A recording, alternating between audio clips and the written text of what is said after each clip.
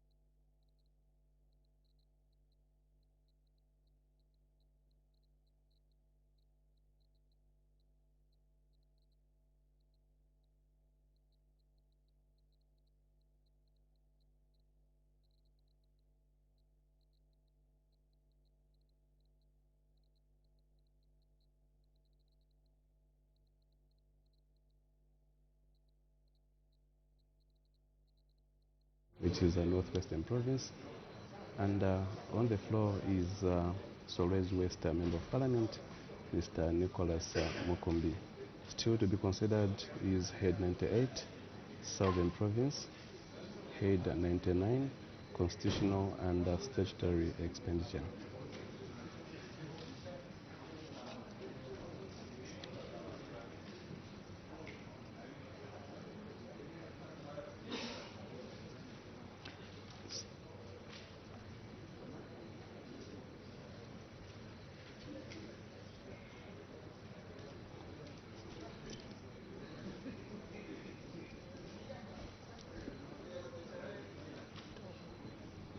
So standing orders 25, 27 and 115 over the National Assembly of Zambia, standing orders 2021 were suspended to enable the House to sit at 09 hours until business on the order paper for each day is completed from Wednesday 13th December 2023, and also to consider more than one stage of a bill at a single sitting.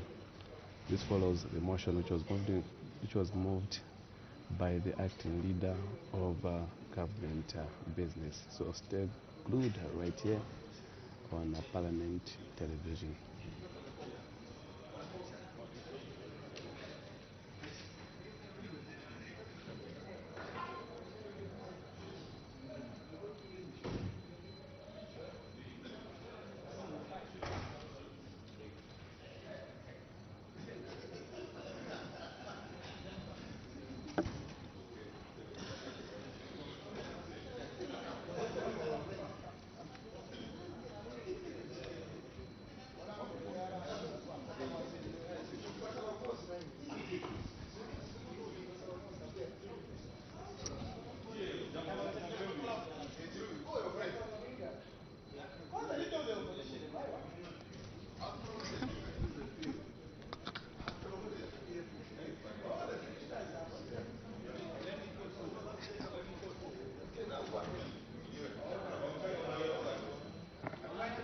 Order.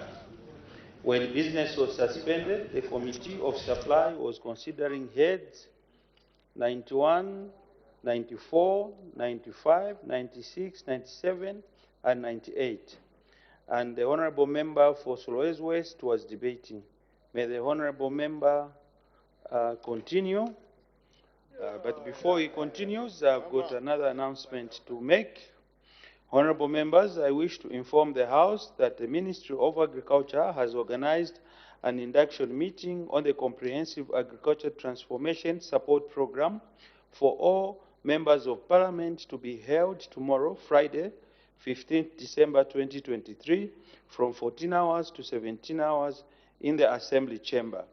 The main objective of the meeting is to sensitize members of Parliament on the CAPS, which is aimed at improving the current policy and institutional framework for the agriculture sector, and also for addressing key challenges in order to enable the sector produce results that will change the agricultural landscape. All honorable members are encouraged to attend this important meeting. I thank you. May the honorable member continue.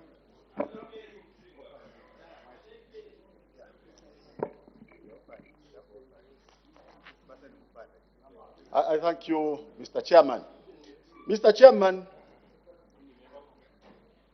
can I go ahead? Yes. Mr. Chairman, Northwestern is the new copper belt region of Zambia. This province hosts 3 of the 5 big mines that we have in Zambia. It's common knowledge, Mr. Chairman, that the mining sector in 2022 contributed about 12% to the national gross domestic product. Mr. Chairman, in the same year, the mining industry produced about 760,000 metric tons of copper, of which 846 was produced in that particular region from the 3 mines. That's Rumwana, Karumbira, Sentinel, and Kansanshi, meaning the rest produced only about 250,000 plus metric tons. There's been a pronouncement, Mr. Chairman, from government that we need to up production from the current 800,000 metric tons to about 3 million metric tons. That now calls for serious investment in that particular province. We have mines in that province that have been dormant for quite a long time. And the people of that province have demanded that we should quickly reopen Karengwa mine. Karengwa mine was one functional mine sometime back during counter time. It has pure grade copper, but due to politics, that mine is now non-functional. Court issues after court issues. We need to resolve that matter so that we can provide some employment for our people in Mfumbwe. We have Jifumpa mine. We have Kamatete mine. All these are in Kasempa. We need to streamline them so that they begin also to contribute to the national cake. We have Kasenseri mine. We have another gold mine, Katoka Mema, in Kasempa. There's just rooting going on. There's just rooting going on. These are mines that need to come on board so that we can even look at the issue of forex. If those are functional, definitely we are going to create employment for our people. Mr. Chairperson, we are happy that in Karumbira, in Rumwana, and also in Kazanshi, there are expansion projects going on. That has also created employment for our people. This call by government, Mr. Chairman, to increase production will come with its own challenges. We anticipate that all the parameters that support mining will have to increase. We are going to have more drivers, we're going to have more people working, and all that. Those people will need infrastructure. So we need to look at those things with speed. Already, as we speak, from 2010 to 2020, the population of the province grew by 74.7%. You can imagine what will happen. What will happen in the next 10 years? If it grows by another 74 plus, we are going to be discussing about 2 million people in that particular region. But do we have support infrastructure to accommodate all those people? The answer is no. The people there are saying, can we have one referral hospital to be domiciled in Sorwezi? Land was already given to government. Groundbreaking ceremony already done. We need government to quicken up the pace so that that particular hospital is built as soon as possible. This will respond to the growth in terms of population that we anticipate as we are production in the mines. Northwestern requires border patrols as soon as possible. The border is too porous. We need government to begin the process of building a lot of police posts along the border areas. We do have one big stretch, Angola. We have another big stretch, the Congo side. Very big stretch, open to anyone. That has to be looked at quickly.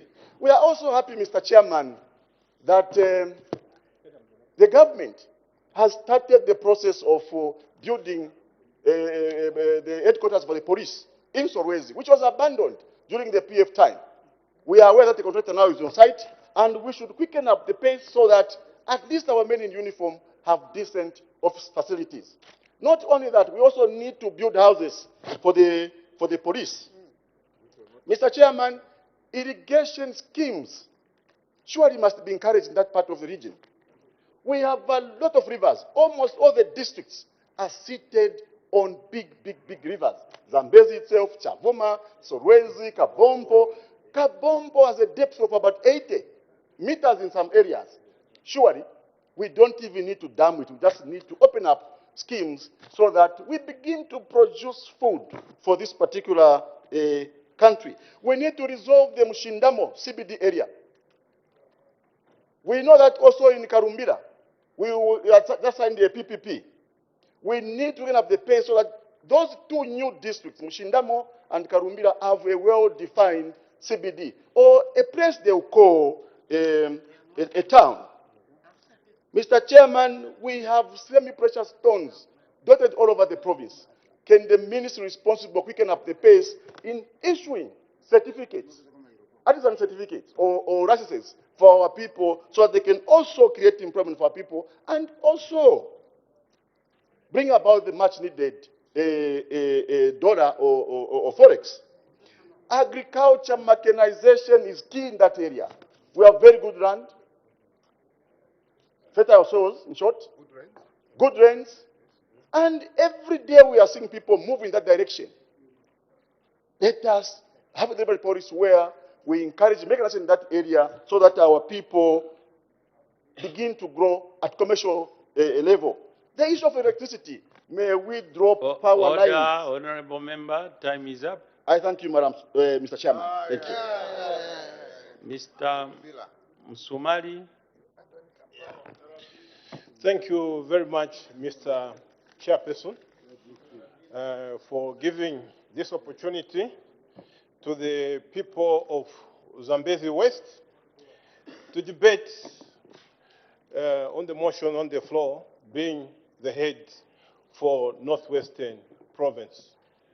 Allow me, Mr. Chairman, in the first instance, to convey my deepest condolences and sympathies to victims of an LOG bus, a Lusaka, Zambezi, Chavuma bound bus, which has overturned at Chiwombo this morning. I'm reliably informed that we have lost one person, and 33 others have been rushed to a hospital, that is UTH and Iteta Hospital.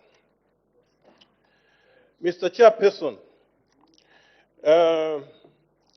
Northwestern Province has been a Cinderella for a long time, from all the previous governments, but now it has become the head cornerstone of the entire country. Why am I saying that it's the head cornerstone? All the economic activities, as has been explained by my colleague Mukumbi from Mshindamo, rather Kalumbira, are happening in Northwestern Province. Mr. Chairperson, I'm very much cognizant that the budget for the Ministry of Infrastructure Development, which is the sector that I'm privileged to debate on, is 135,720,520 for the public infrastructure development. In addition, there is also 92,890,632,000 being for maintenance of public infrastructure. Last but not the least, there is 4,890,848 for maintenance of public property. We have been allocated as a province 120 million, which we are very much grateful as a province, because this figure shows an increment, a gradual increment, as already stated by my previous debater.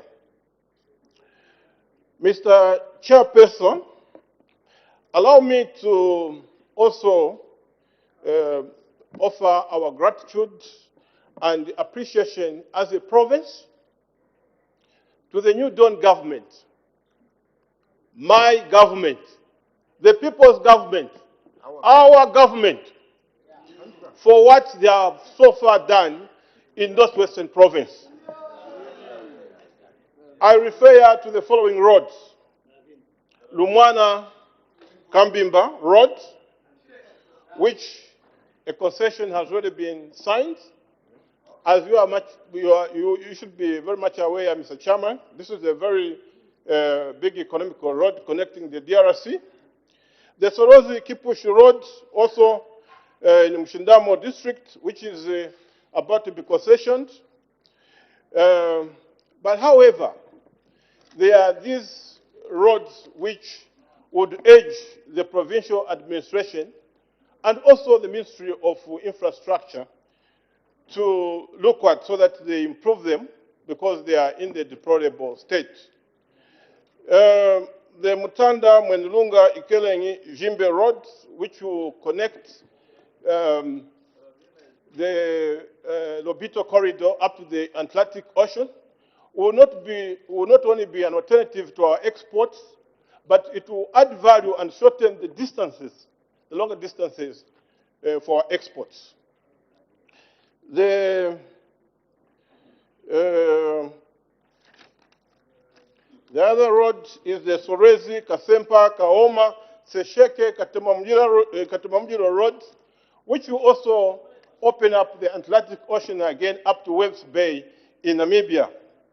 the Kasempa Mumbwa Road, which will connect us to Central Province, the M8 road from Mutanda to Zambezi up to Chavuma, which is in a deplorable state now, the Rainbow Road connecting the Mize Royal Palace to Muyembe, to Chinyamaritapi, to Nguvu, Nyatanda up to Chavuma, which is on the 8th National Development Plan, and we are very much cognizant that the 8th National Development Plan is coming to an end in 2016. 2026 rather, beg your pardon.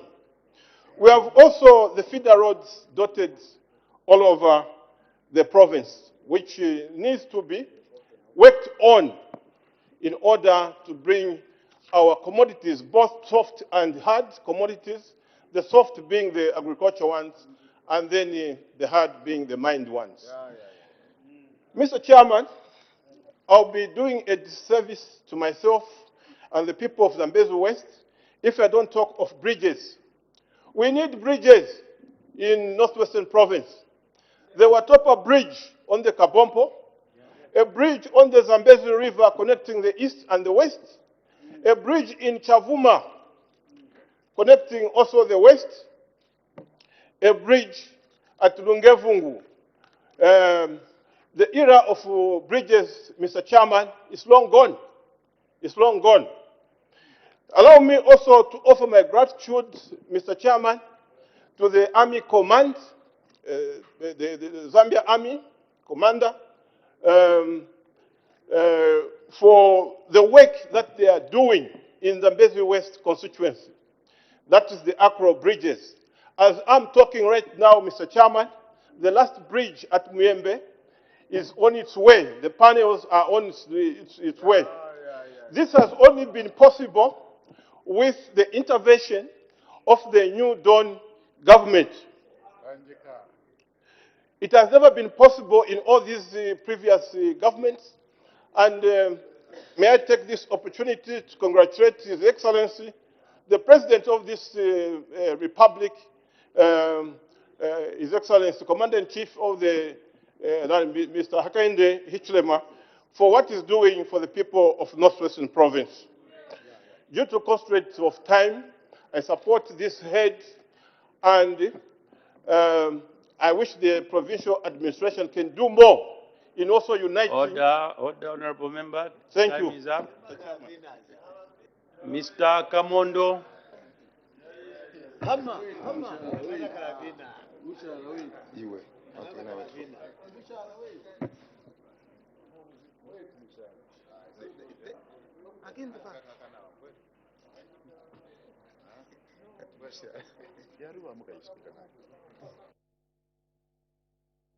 Mr. Kamondo. Thank you, Mr. Chairman, for giving me this time to speak on behalf of the people of Mufumbwe, as well as the people of Northwestern at large. Indeed, actually, I want to appreciate the contributions that have been made by my fellow members of parliament from Northwestern Province, and I'm going to adopt them as my own. Mr. Chairman, when the Honorable Member of Parliament talked about hospitals in Northwestern Province, you have heard many times actually members of Parliament lamenting on the hospitals. The hospitals in Northwestern Province were built actually during the colonial days. And most of them now, they are being blown off. And we were very happy through the Minister of Health who came to Northwestern Province, and a stone was laid to construct a teaching hospital. That was in May last year on 12th. We would like to remind our able government that that hospital, the people of Northwestern Province, they need it like yesterday. We were very happy that this was done, and the people were very expectant. But now they've told us, please, can you speak on our behalf? What is delaying that university teaching hospital? For your own information, Mr. Chairman, in Mufumbwe or in Northwestern Province, we don't have any lethal hospitals. The only hospitals that we depend on are the mission hospitals. So we would like to ask this government that they should expedite the process of completing or building that hospital. Mr. Chairman, one of the problems that we have in Northwestern Province is because Northwestern Province is the only province which has got few members of parliament or constituencies. So we are urging our colleagues there. This is high time that we actually joined hands together so that we can do the constitution amendment, so that we can have more constituencies in this country, as well as Northwestern Province, which is actually having very few. So we urge you members, let us work together so that at least we amend the constitution, so that at the end of the day, we are going to represent our people very well. Mr. Chairman, let me also talk about what the New Dawn administration has done in Northwestern and in Mufumbwe. And this one I also want to appreciate the Honorable Minister for the province, Mr. Honorable Robert Ruilefu, who came recently. Through CDF factory, we have managed to buy the equipment in Mufumbwe. And this one has helped us. This is going to make us make sure that we build those feeder roads which are going to deliver the farming products to the main towns. That one, we appreciate this government. But however, we want also to say that Mufumbwe and all the districts, all the projects which were started in terms of township roads, we want to ask you, Honorable Minister, can you tell us what is it that we are going to receive this time? We know that some monies have been allocated through the Minister of Local Government, but we want to know, are we not going to receive something? My honorable members had also talked about the roads which are there. Indeed, because of the vastness of the province, the monies that were allocated, about 1 million, how do we expect 1 million to be used to mend the potholes from Mutanda to Chavuma, which is about 600 kilometers, and you allocate 1 million? What is 1 million going to do that? I think we should do better, because the road now, this time, because of lack of maintenance, nothing has worked out. On the hospitals, once more, we are saying that all the hospitals in Northwestern, they need rehabilitation like yesterday. If that is not done, that is not going to be okay. Again, I want to appreciate the Minister of Education. Indeed, there's a secondary school, the boarding secondary school, the only boarding secondary school in Mufumbwe, which is supposed to be a boarding. Yes, we appreciate the ministry for having actually opened that school, but unfortunately, up to now, the boarding facility is not working. We did this initiative in order to make sure that the girl child actually is protected. Because currently what is happening, because of the vastness of the constituents, which I cover about 600 kilometers from point A to the last point. And imagine now, where you don't even have a boarding facility, what do you expect? Do you expect us to produce a doctor? Do you expect us to produce a speaker? That is impossible. And most of them who are disadvantaged are the girl child, children, I mean. So we are urging this government to make sure that they expedite the process so that come January next year, we are able to give that service to our girls. And the other thing that I want to appreciate is about the secondary schools that were supposed to be built. Indeed, we appreciate the World Bank schools in Mufumbwe. However, even up to now, nothing has started. I know the able Minister of Education is listening and is here. We want to see those schools like yesterday, because as I've already spoken, we have a challenge. The girl children, they are not actually going to school because of the fastness and the distances that they cover. That is a big problem that we have. Again, on the issues to do with mines, just to sum up and support what my colleagues have spoken about. Indeed, there's this part of exploration. The exploration, yes, we have got actually low-hanging fruits in Mufumbwe, which is Kalengwa, Jifumpa, and others. However, we still have some more areas which need exploration. Like in Zambia, we were told, and we are aware, that there is actually, how can we have oil in Angola and no oil in Northwestern? I don't think if it is possible like that.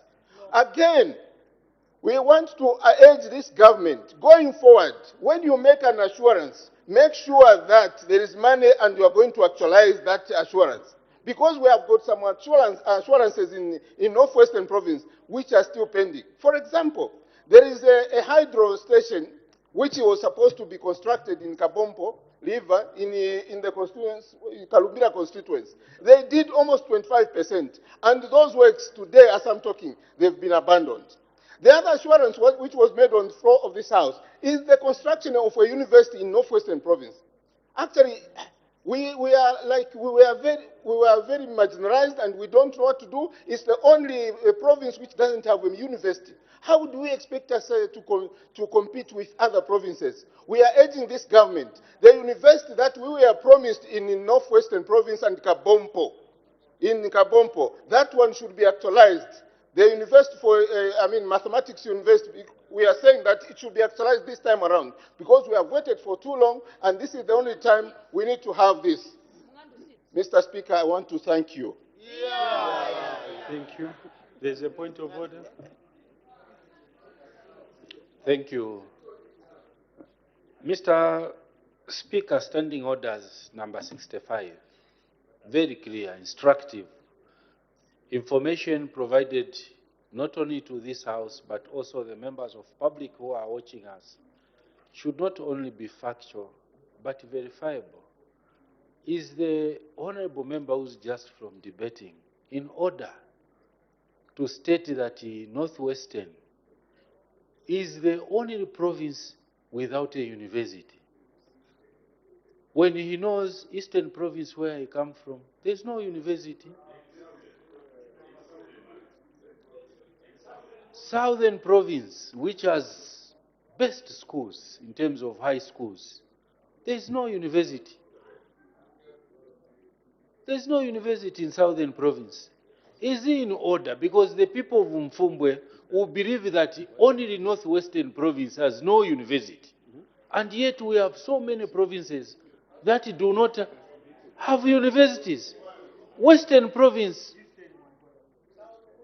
why? There is no university. Is it in order to mislead the public in such a manner? I seek your serious ruling, Honorable Chairperson. All right, thank you, Honorable Member. But you've debated your point of order sufficiently. Thereby, my hands are tied to make any ruling. The Honorable Minister for Northwestern Province to respond.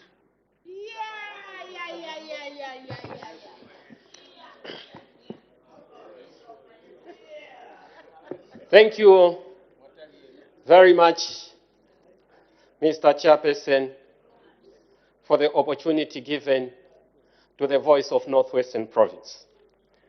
Chairperson, allow me to thank honorable members of Parliament who have debated with passion this head 97 Northwestern Province. Honorable Prince Mukumbi, Honorable Kamondo Eriot, and Honorable Musumari Vumango. And also those who have debated in silence for supporting the 2024 estimates of revenue and expenditure for the Office of the President, Northwest Head 97. Chairperson, allow me also to acknowledge the unity and teamwork that the honorable members of Parliament for Northwestern Province have shown to provincial administration through the provincial minister. Honorable members, I encourage you to continue in the same path for our province to develop. I also encourage you, honorable members, to continue attending PDCC meetings, because this is where we can be discussing, all of you, and as provincial administration, issues that are affecting Northwestern Province. Chairperson, the Honorable MP for Kalumbila, Prince Mukumbi, highlighted that Northwestern Province is the new copper belt because of the resource that we contribute to national treasury.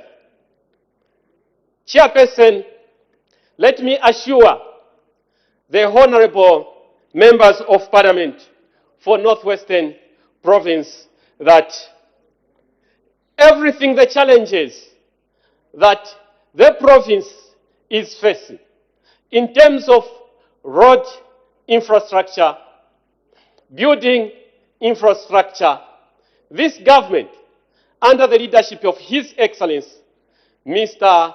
Hakainde Hichilema, everything we are going to do them methodically. Chairperson, the province was neglected. When we formed the government, we found that all road infrastructure were in a bad state. Building infrastructure were in a bad state. It is this time that this new Dawn government have started giving money for maintenance for our infrastructure. As I'm talking, Honorable Chairperson, our road, as members of parliament stated, from Mutanda to Ikelengi via Jimbe, people were driving 12 hours, a distance which was to be driven only 3 hours. Now, this government, we have rehabilitated the road using ZNS, and we are able to drive 6 hours. Not only that, honorable members and the people of Northwestern Province, let me assure you that this government is going to put this road on bituminous standard because they know this government what you did to it. Chairperson, the Chavuma Mutanda Road, to talk, was in a bad state still. But as I'm talking, honorable members, just a collection to honorable MP for Mufumbwe is not just a 1 million which was allocated to this rehabilitation. We were given 4 million plus to rehabilitate the road from Mutanda to Chavuma. As I'm talking, the RDA are now approaching Kasempa turn-off, though the money arrived late.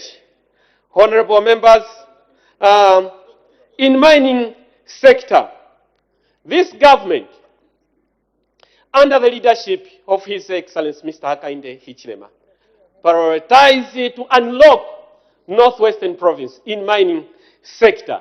As you are aware, the economy of this country is copper-driven. On behalf of the people of Northwestern Province, let me thank His Excellency for unlocking Northwestern Province in mining sector. Now we are able to say Northwestern Province should get its share for sure. Honorable members, the teaching hospital, which Her Honor the Vice President went for groundbreaking, we have been engaging with my counterpart, the Minister of Health, and something soon will be done because the government is aware that the population of Northwestern Province every day is increasing. And for that, the general hospital that we have there in the province as referral hospital is small for the province because the population of the province has doubled. Coming to Kalengwa Kasenseri mines, honorable members and the people of Northwestern Province, let me assure you that Kasenseri gold mine very soon will be unlocked because the case which was in the court has been taken away from the court. And as we are talking, things are progressing well. And very soon you see the Kasenseli gold mine opened, so that the province is able to contribute heavily to national treasury. And this government, the people of Northwestern Province, will not forget about what you have done for this government. We are on top of things. The honorable member for Mufumbwe stated the delimitation of our constituencies. That, let me leave it to the hands of you honorable members of this house. You have powers to change what is here in the parliament, so that we'll be able to delimit our constituencies. Look at Kasempa. Kasempa alone is like a province. Mwenyilunga alone is like a province. Nyimba, I had an opportunity to go to Nyimba. It is like a country. Mufumbwe, the same. So let us work as a team.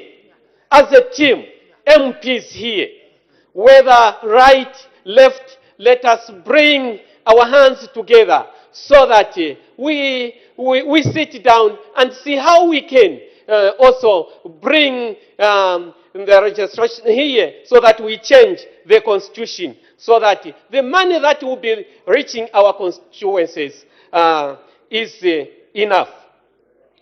Honorable members, as I conclude, let me thank His Excellency once again, Mr. Hakainde Hichilema, President of Republic of Zambia, for creating a conducive environment in which has seen the signing of the concession to construct the road started Lumwana Kambimba Road, because this road will decongest the Kasumbalesa border and also related border facilities, as well as the signing of the development of the Robito corridor.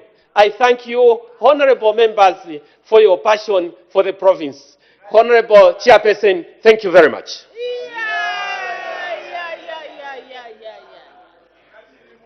We now move to head 98, Southern Province.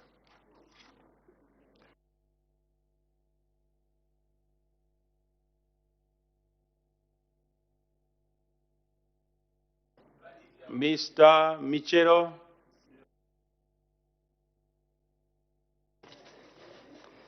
Thank you very much, Chairperson, for giving me the opportunity to debate head 98 Southern Province. Chairperson, yeah, we have been given 137 million, which is very good for Southern Province, something which has never happened, I think, in the history of this country, especially in the last 10 years. You know, in the last 10 years, Southern Province was the most neglected province in this country. And whereby even our children, brothers, sisters, aunties, and nephews were even removed from some of their jobs where they were working from. And it's like we are starting afresh, which is very, very bad for a country. Yeah. But we in the UPND, we are not going to move in the same path the PF used. We are normal human beings and which are trying to unite this country. Honorable Chairperson, a Southern Province, especially on the part of roads, we were heavily neglected and a number of roads needs to be worked on. And I want to thank the government for building 10 roads, okay, in Magoe constituents. We thank RDA. That is very good. Something, or even if we are not seeing that also in some of the constituents, but as long as one of the constituents has received such massive development, we thank the government. Thank you very much. And we want also to thank the government for awarding a contract to somebody who is going to work on Monzeniko Road. Imagine the road which brought independence of this country. It has been neglected from the time Zambia was born. But this is the only time which this road is going to be worked on. Then, Honorable Minister of Southern Province, we thank you for hard working, and please continue working extra hard. We thank you very much and for bringing us together. We thank you so much. And coming to the issue of also dams, I think I'll continue on this one because Southern Province is one of the provinces which experiences drought. Please, we are asking if we can make so many and very big dams so that in times like the situation we have been recently, so that we can allow farmers to start irrigating their crops. Then coming to the issue of also deep tanks, we need more deep tanks in Southern Province, especially in the areas where we've caught a number of animals, especially Monze, Namwala, Kalomo, Choma, Mazabuka, and many more districts. Then, Minister, I think it is important also to come up with the leather factory in Southern Province. We should not just allow our skins to be exported without being treated here in this country. And also, we need to come up with a beef factory. We must start making a canned beef and even milk processing because we produce all those things in Southern Province, and we need to come up with those factories, Minister. Minister, I think it's also very important. You know, there is this, Heidi talked about Ndola Dio Carriageway. I think it is important also to lobby, okay, from you, Minister, to the Cabinet, that we put up also Dio Carriageway from Lusaka up to Kazungula. It is very important so that we can allow the smooth movement of vehicles. Then the other issue, Minister, which I just want to share with you, it's on the issue of the gypsum mining in Gwenga constituency. Minister, I think those people are not doing very well. I'm inviting you to come so that we see how best we can work with those people.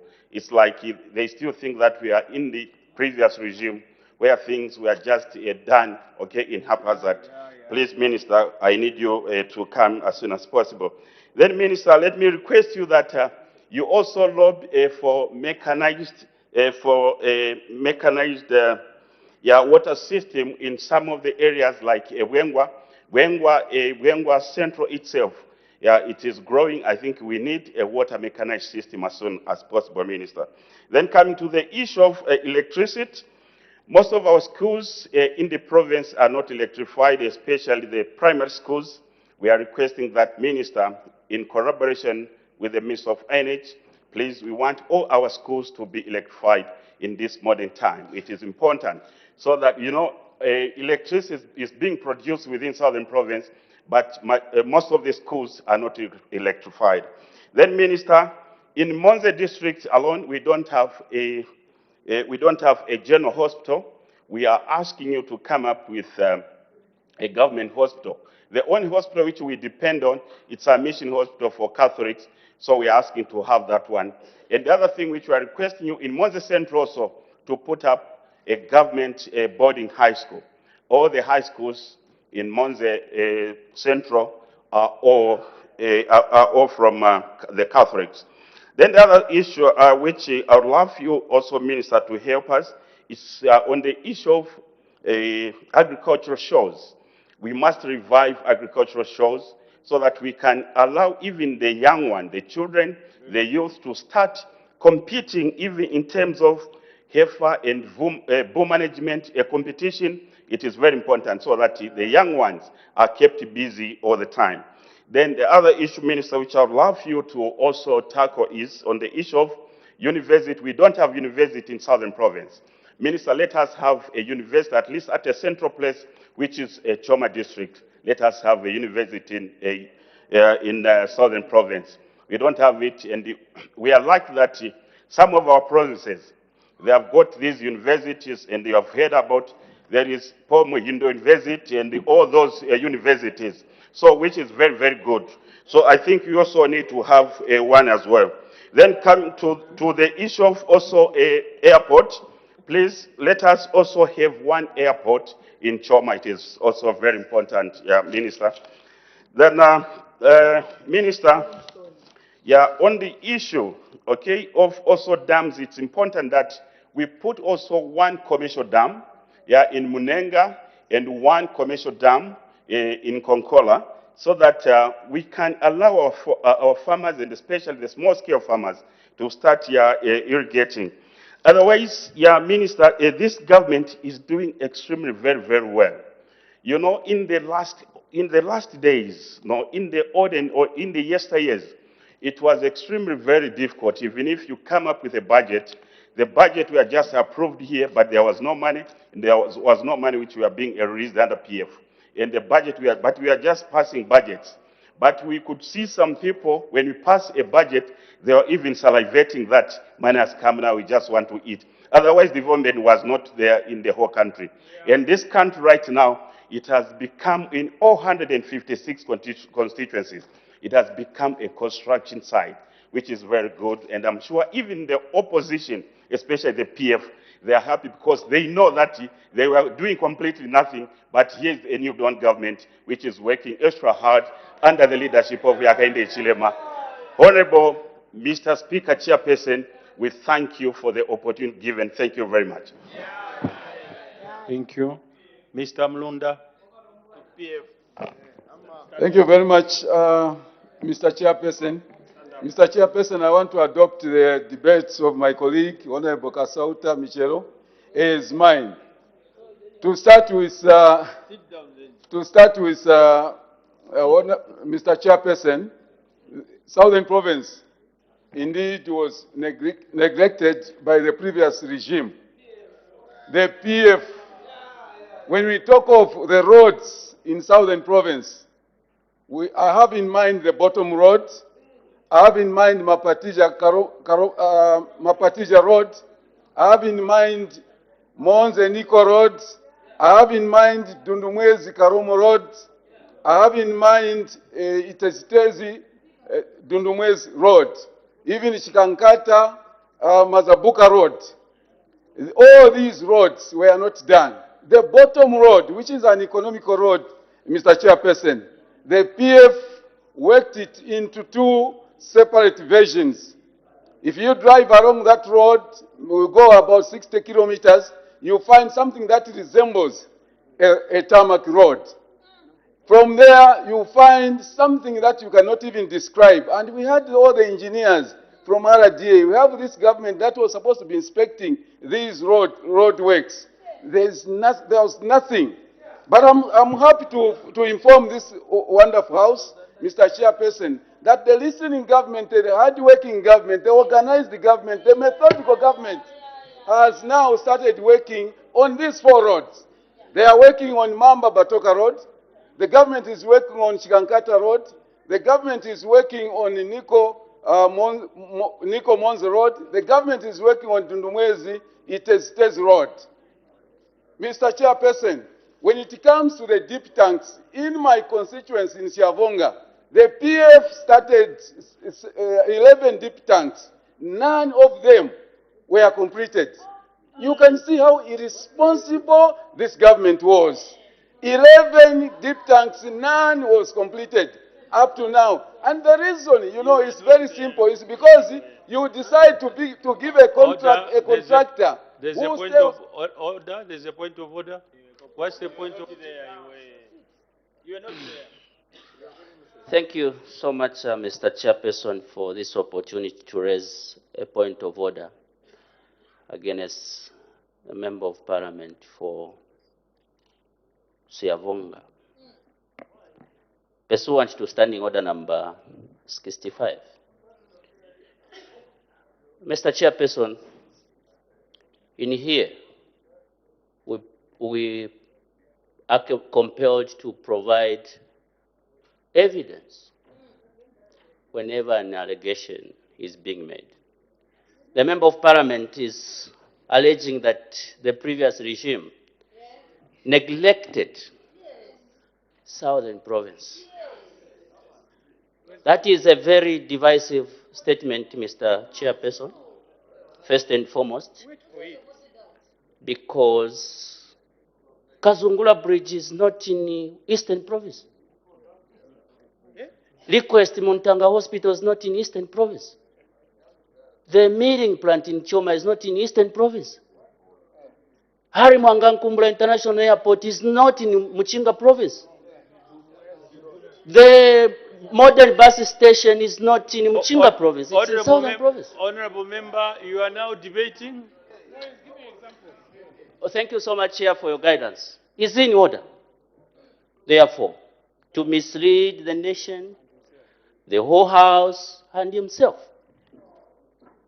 that the previous regime did not neglected Southern province. I know the amount of hate that he has for the PF, but it should not Honorable member, go to the length of... May you take your seat, honorable member? Thank you. If it's a point of order, you should indicate what has been breached. And maybe the honorable member, you don't know, you stated that the points where you feel that development was taken, but you don't know which part of Southern province he comes from. Maybe where he comes from, there was neglect. So,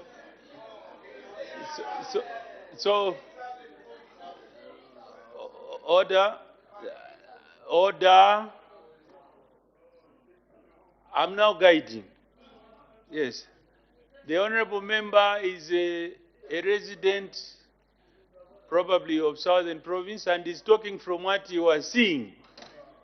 So may the honorable member continue.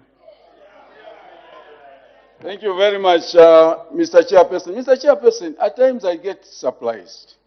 Because the member that is alleging I hate them, he called us cockroaches. Himself. Who hates the other? Yes.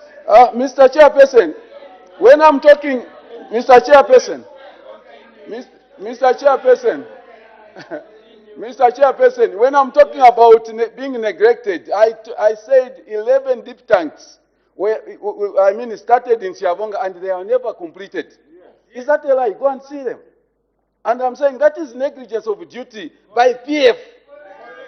Which government do you want me to point? Mr. Chairperson, I wouldn't want to be arguing with him, but we want to continue because we are methodical, we are organized, and we are prudent in what we are doing. Yes. Mr. Chairperson, we are looking at the dual carriage road that is to be constructed from Lusaka to Ndola. We are yearning for the same because we feel that Southern Province, this route is an economical route from Lusaka to Livingstone. We have about 4 countries to service down the southern part of Africa, and we feel the same could be done to us. We are also looking at the roads like Gwembe Chisekesi. I was in the committee for government assurances led by Honorable Kamondo. I think that was 2018. We went there and the government of PF promised they are going to do it to date. But I thank the government of the UPND because Honorable Minister for Southern Province, these are the roads that we need to attend to. And we will be very happy to see this road being done by this government because this is a listening government. The Itestage Road, the Mong Junction Itestage Road, the PF attempted to do that. And in the course of that, everything disappeared in the thin air. That is a fact that anyone can verify. The Dundumwezi Itestage Road, we are happy that the government responded and ZNS is on site and they are working on it. Then Namwara, between Namwara and Itestage, across the Kafue River, we need a bridge there. Honorable Minister for Southern Province, we need a bridge there. The Daniel Mukombwe Plaza, we feel, Honorable Minister for Southern Province, it was wrongly placed where it is by the PF government. Because when you look at Mamba mines, there are a lot of trucks that are carrying coal that are destroying our roads and they are not taxed. There is no payment that goes towards that road. And those trucks will come straight to Lusaka. So we feel if that there is a point between Batoka and Pemba to correct this money or to put one plaza actually along the Batoka Mamba Road. Yes. That's one thing that we are yearning as well. When you look at electricity, there are schools. One of the schools in Sinazongwe, the secondary school, we need electricity. Most of the power is coming from Southern Province, from Kariba Hydro Power Station, and now we have Batoka Power Station. And we find the power will just be flying over our heads. We want Honorable Minister to look at this and be able, we want our people to benefit from this electricity. And we can also benefit through RIA. And we are appealing to your office, your good office, Honorable Minister for Southern Province, that we need to enjoy, we need to benefit the electricity that is being produced from our places. We know that above all, in the Valley area, Honorable Minister for Southern Province, that we have a lot of sunshine, and the solar power would do well for us. We are also yearning for such developments to come. Honorable Minister, we as Valley MPs, right from Feira, I think up to Mapatija, hunger is looming. We are threatened with severe hunger, and we want your office to look at this, severe hunger that is looming in the valley. The other issue, Honorable Minister for Southern Province, is the performance of your utility company, water utility company, the Swasco company. In my constituency in Siavonga, Honorable Minister, I feel that company has not performed to the expectation of its clients. The water body that is in Siavonga is a stone's throw away, but they are unable to utilize, they are unable to make sure that they give water or they supply water accordingly.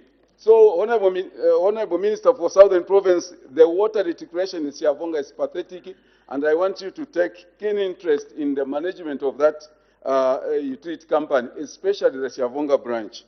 Honorable Minister, like I indicated, that the whole province, there are three things that are so cardinal: the deep tanks, the dams. Our animals are dying, and to us, deep tanks and dams, we want them to be as close just the way the clinics are, because ours, we depend on the animals, and we want to make sure that our animals are serviced just the way we are serviced by the clinics. The deep tanks and the dams are supposed to be visible everywhere we go. I thank you, Mr. Chairman. Mr. Kamboni. Kamboni Radio. Thank you very much, Mr. Chairman. I want to put it clear that the head I'm debating today is Southern Province Head 98, so that I'm not mistaken. Southern Province is a province that carries a group of people that are very hardworking. They burn their fingers to feed the nation. Yes. They produce maize, they produce meat, and a number of crops. And any leadership should be happy to have such people. I will begin first with irrigation. Zambia produces about 3 million metric tons of maize from natural rains. And through irrigation, literally almost nothing. And now we are grappling where our neighbors need maize. If we took irrigation to Southern Province, the issue of maize would be a story of yesterday. We need to empower these people, find the money so that they can do irrigation. South Africa produces 3.2 million metric tons from irrigation. That's what they produce. And us, we are not producing much from irrigation because we have not invested. We need to invest, and these people are farmers by nature. All they are lacking is capital. If we can build commercial dams, give them irrigation equipment, like we are trying to put at the farm block, we gave them 300 million, the results would show. The results would show. And the price of meal, the price of maize would come down. So there is need to find money for these people so that they can improve their farming techniques. They are still using old methods of farming. If we did this, maize, we would feed DR Congo, would give them enough maize. Uganda, Kenya, Malawi, we would be able to export comfortably. And I think we need to look at this, what I've said. We also have to look at mining. In mining, in Mapatizia, lithium was discovered. But it's silent. Minister of Mines, we need to start mining lithium. The government needs money. We need revenue. This is why we are here. We can't keep lithium was discovered and is silent now. We need to be updated, and the Minister of Mines must take charge. We need that mineral to be mined so that the province and the country can benefit from the resource. Southern Province now, the headquarters was shifted to Choma, but we don't have an airport. There are times, sometimes, people believe that going by air is very expensive. No, it isn't. If you drive now from here to Kitwe or Chingola, you're going to spend more money driving than if you go by air. Sometimes to go from here to Kitwe or to Ndola, you just pay about 900, sometimes 1,500 kwacha. So how can Choma equally, which is the headquarters of Southern Province, we need an airport. So that if there's an emergency, one can quickly go and come back in the case of illness. But nobody's talking, no plan for the airport, for the province, no plan for the university, for the province. All these, we need them as soon as yesterday. We also have a number of things that are not yet completed. There is Makomba Secondary School in Pemba. It was started in 2014. It needs to be completed. No doubt about it. The same thing with the Nazongwe Day School. It was abandoned in the MMD era. Even snakes have now abandoned it. It needs to be completed. We need to complete it. Those who are involved with commerce, small-scale enterprise, I find it very strange that you can carry maize. Kalomo is #1 in maize production. You ferry maize all the way from Kalomo only to mill it in Lusaka. Why can't we have a meeting in Kalomo? You add value right there, and what you'll be carrying will have more value than carrying all. We continue with the old system without thinking of changing them. Places like Kalomo need a milling, so that instead of carrying all the way, carrying the maize to Lusaka, wherever, you can carry a finished product. You can also make cornflakes from maize in Kalomo. We have tomato going to waste. You can also start a factory there for tomato sauce. Go to Nazlongo, they produce a lot of tomatoes. A lot of products that go to waste, which other countries don't see. You go to other countries like Botswana, even tomato is exported from South Africa. It's imported from South Africa. They don't even grow it. But as we have, you go to Soweto market, we throw these things. I think let's have strategic industries. That will make sure that whatever is produced is taken to proper use. We can be exporting these products that can come from these raw materials. We also need, and we have a lot of animal farms for animals. The population for cattle, goats in southern province is huge. Why can't we have canned beef in the province? Why can't we have canned beef? That will create employment, and we can also export it. We need also in the province clean areas, clean zones. Surely, look, small countries, Botswana, Namibia, South Africa, they are able to export their meat to Europe. They have a quota. Swaziland, they have got a quota. We can't have. Simply because we can't have clean zones.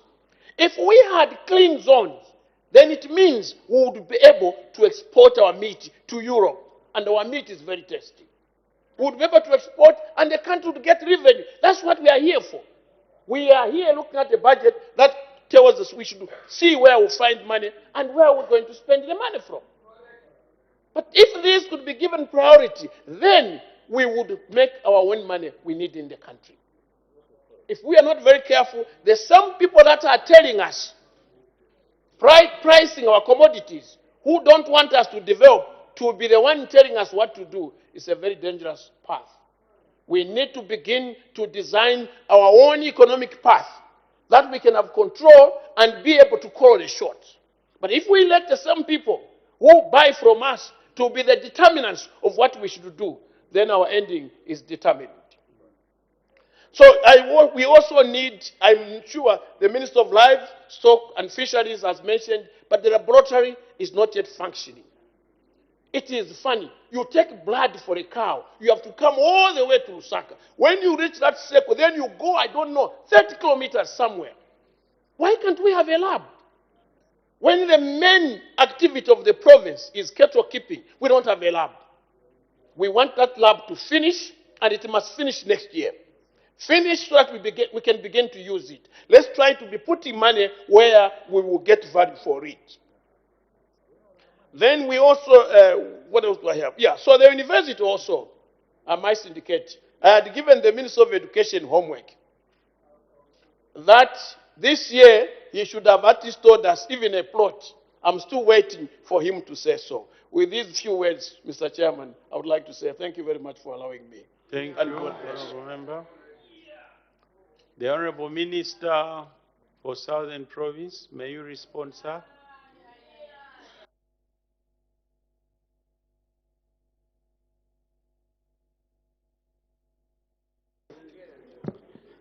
Thank you very much, Mr. Chairman,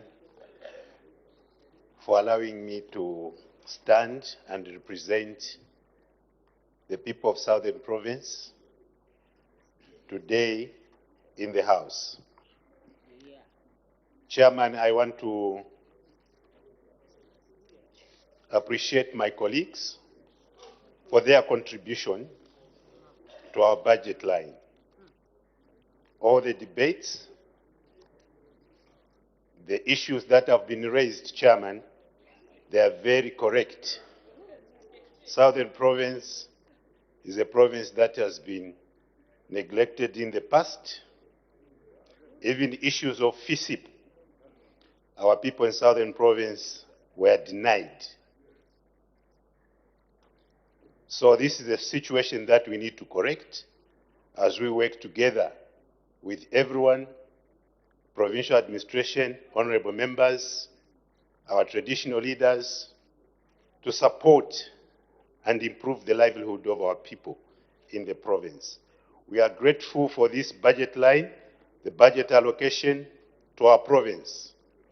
Honorable members have raised the issues of road network. Yes, in Southern Province, the road network hasn't been good.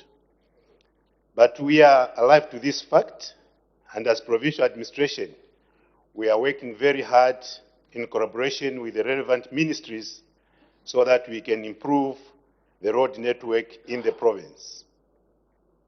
Honorable colleagues, it suffices to say that a number of achievements in projects to be done on the road networks have been achieved.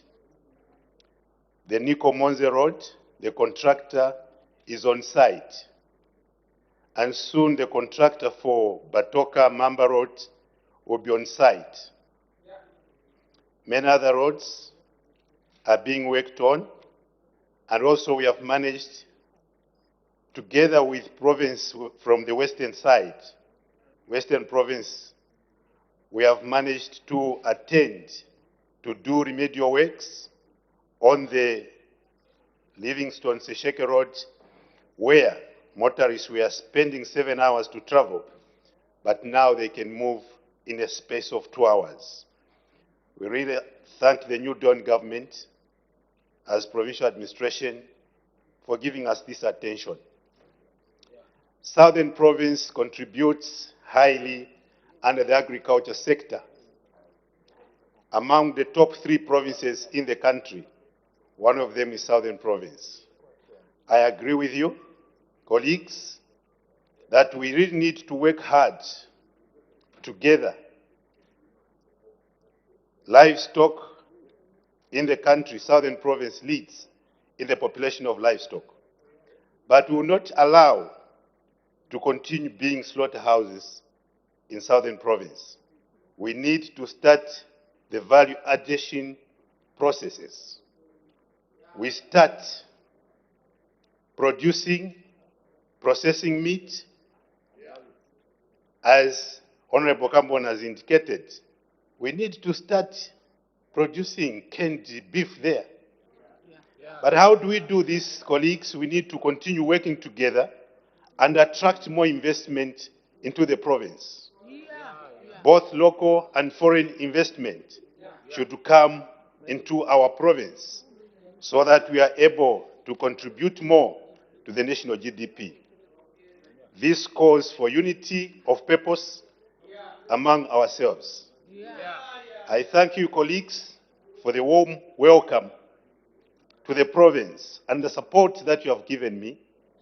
I want to assure you that provincial administration will continue to support your works in the province as well.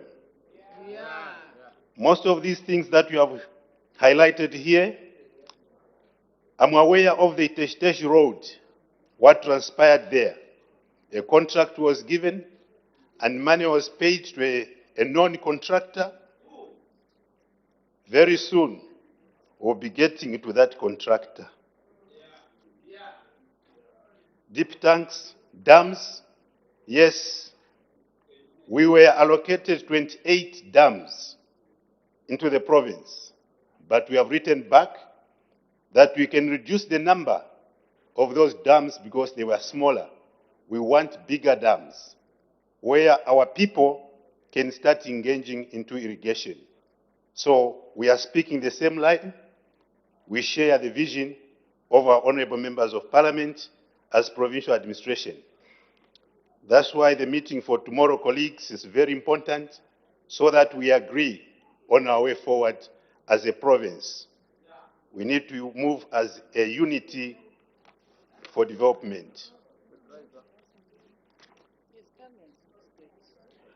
In this current year, the provincial administration, the province, achieved a number of issues. Through your cooperation as honorable members in the province, we are aware that Southern Province has got potential in the mining sector. And we want to continue working on that trajectory to ensure that the mining activities can begin in Zimba district, Kalomo, Sinazongwe, Choma, Monze, and other valley areas. To that effect, honorable colleagues, we were able to formalize a number of cooperatives who were involved into illegal mining in some of the areas so that they can be legalized and work in collaboration with those who are going to have the mining licenses in the area so that our people can also benefit in these mineral resources. 35 of mining cooperatives were organized. I've mentioned of the roads that were done, which are being done in the province. These include Monze Niko Road, Batoka Mamba Road. Monze Mazabuka Road is also the contractor will be on site immediately after the rain season. I also agree with you on the dual carriageway. It's something that as provincial administration, we are working hard, lobbying from the Ministry of Housing and Urban Development so that that road can be expanded into a dual carriageway. We are also lobbying that when this is achieved, all the township roads where the dual carriageway traverses through, from Chikankata, Mazabuka, through to Kazungula, all the township roads can be attended to. This is going to improve the face of Southern Province. The airport, we thank the government through the Minister of Finance that there is an allocation in the 2024 budget for an airport in Choma. I agree with you that Choma district needs to be uplifted to the standard of a provincial capital. The previous regime started projects there and abandoned. But right now, as provincial administration, we have agreed with government that we get on the trajectory of completing all those projects so that Choma come to the standard of provincial administration. I want also to congratulate government that have responded favorably for the people of Southern Province this year in terms of FISIP. Our people have received the inputs on time. As we are speaking, as a province, in terms of redeeming, we stand over 96%. So we are ready, and we should expect a greater yield. We have also continued with the sensitization of our people in the province in terms of on how we can become more productive in terms of agricultural outputs. In conclusion, I would like to thank you, colleagues or honorable members of parliament from Southern Province, for supporting the provincial administration and for the continued support and communication. We can change the face of Southern Province. Honorable Chair, I thank you. Thank you, Honorable Minister. We now move to Head 95, Eastern Province. Mr. Nyambose. Thank you very much, Mr. Chairperson, for giving the special people of Chasefu to add their voice on the Head 95, which is the budget for Eastern Province. Chairperson, first and foremost, I want to begin by thanking the Minister of Eastern Province for providing a wise leadership in the province together with his administration. Chairperson, Eastern Province is predominantly agriculture. It's an agriculture hub for this country. And the issues of agriculture demand good roads. The issues of agriculture demands a quick delivery of farming inputs. I will start with FISIP. Chairperson, I want to thank the government for releasing the fertilizer on time in Eastern Province. However, being a farming hub, we want to appeal through our minister to lobby for more inputs or for more allocation to the farmers in the next budget or the next time that we are given an opportunity, because the numbers that we get as Eastern Province have remained the same even before I came into Parliament. So I want to appeal through you. The other issue that I want to appeal through you, Minister, that you look into the issue of electricity. Eastern Province has a challenge of electricity. Mostly the electricity is imported from Malawi. I know you are working very hard to ensure that we are connected to the main grid. However, I've heard the Minister of Energy many times talking about the mini grids. Lobby to it that Eastern Province is given a bigger share. Chairperson, I want to lobby through the Minister. I support the budget of 2024, where the increment has gone to 131 million from 102. I second wholeheartedly. Chairperson, we are lucky that we are under the new Dawn administration. Eastern Province was neglected. One of the neglected provinces. Now, since the coming of this new Dawn administration, we have seen change. The change I'm talking about is real. Reality is that our children were sitting on the floor. Through the enhanced CDF, our children now are sitting on desks, 59 years after independence. Honorable Chairperson, I want to thank this country for voting for this government. This government, the coming of this government, has seen us buy equipment. We are able to make our own roads. This Eastern Province was neglected. The challenges that we have in Eastern Province, roads are critical. And I'm very happy, and I'll be waiting for approval of the budget so that the Chipata Rundazi Road, which has been factored in this 2024 budget, is done. Among the things that these other people who were there neglected, the famous Rundazi Chama Road, Mr. Chairperson. It was supposed to be done to connect us to Nakonde, to Chama, up to Nakonde, for easy movement. It was downgraded. We want to appeal through this minister that now that you have given us the Chipata Rundazi Road, which takes us 4 hours instead of 1 hour 30 minutes. A big achievement.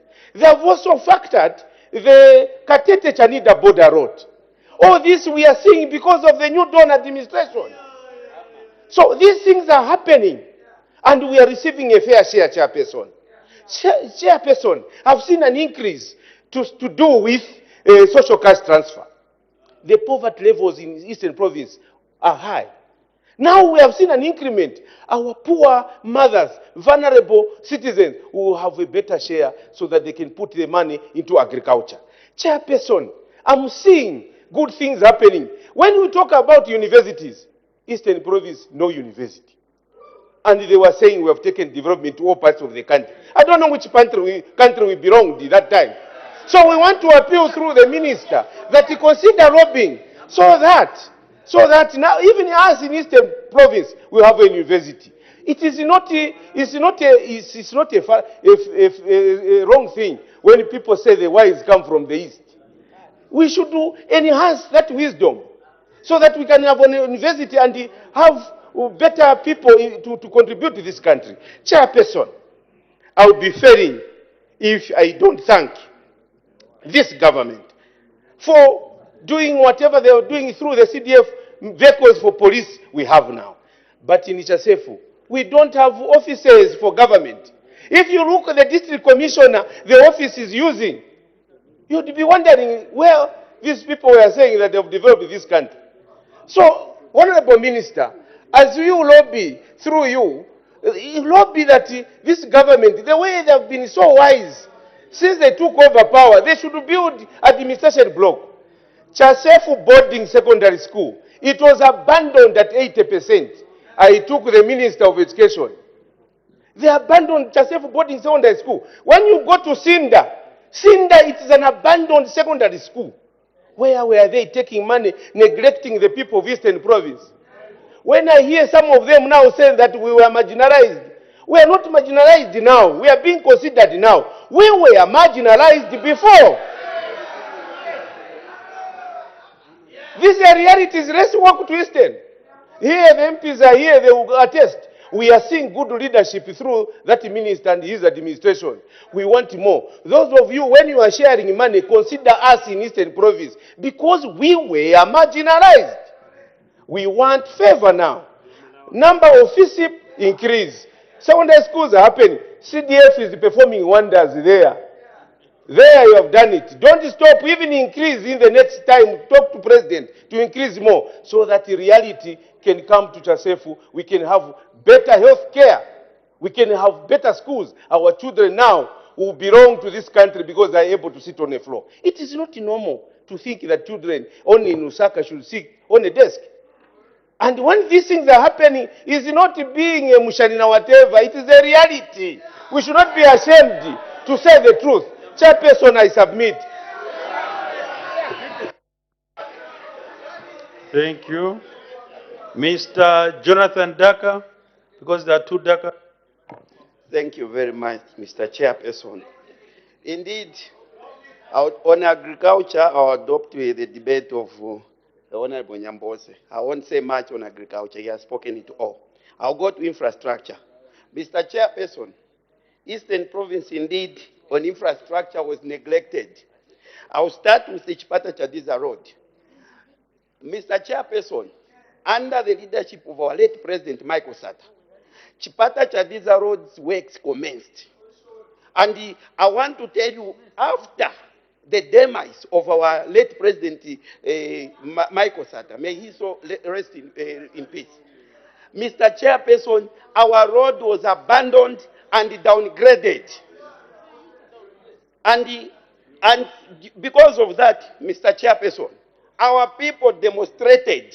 They rose and made sure that the government which came and neglected our road between Chipata and Chadiza was kicked out of power. Yeah.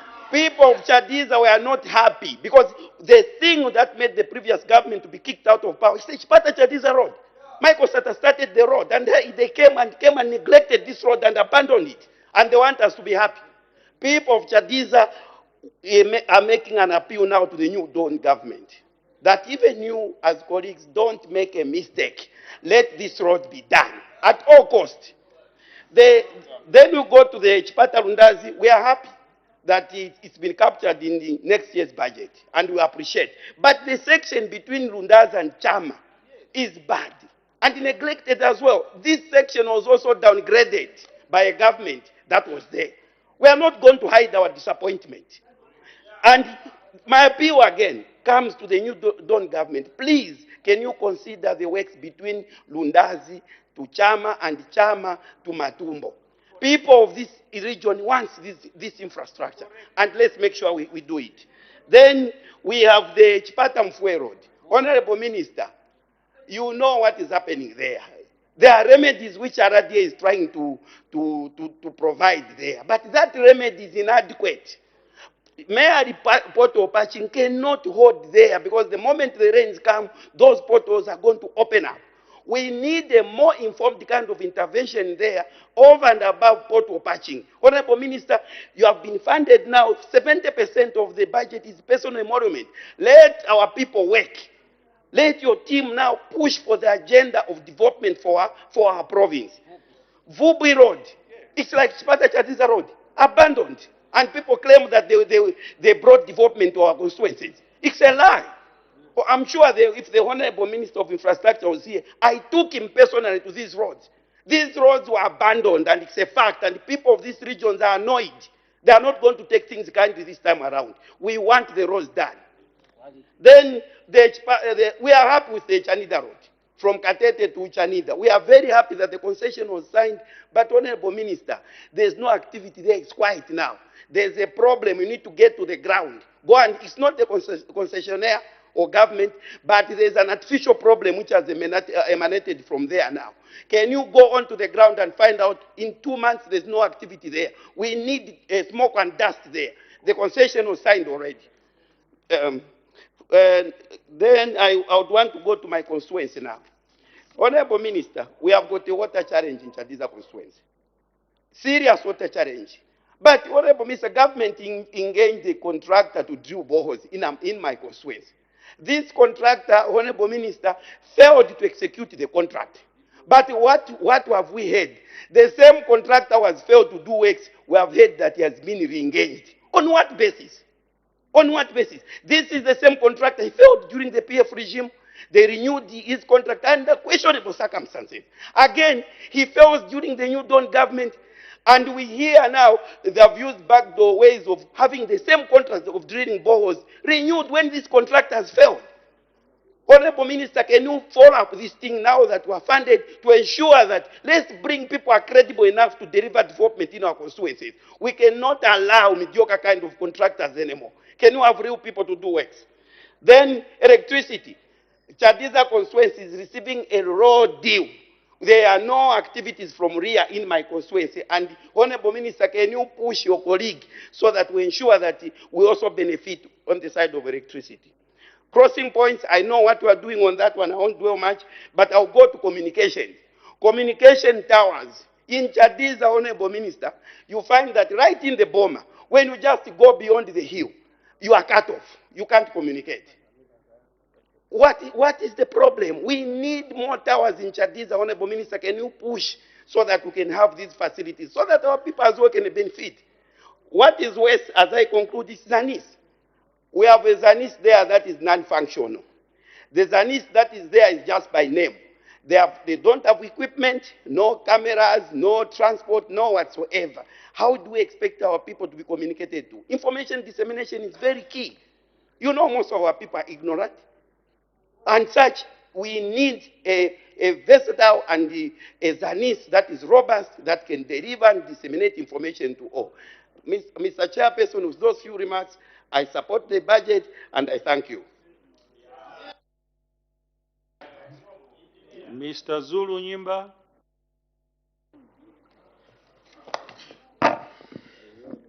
Thank you, Chair. Thank you, Chair.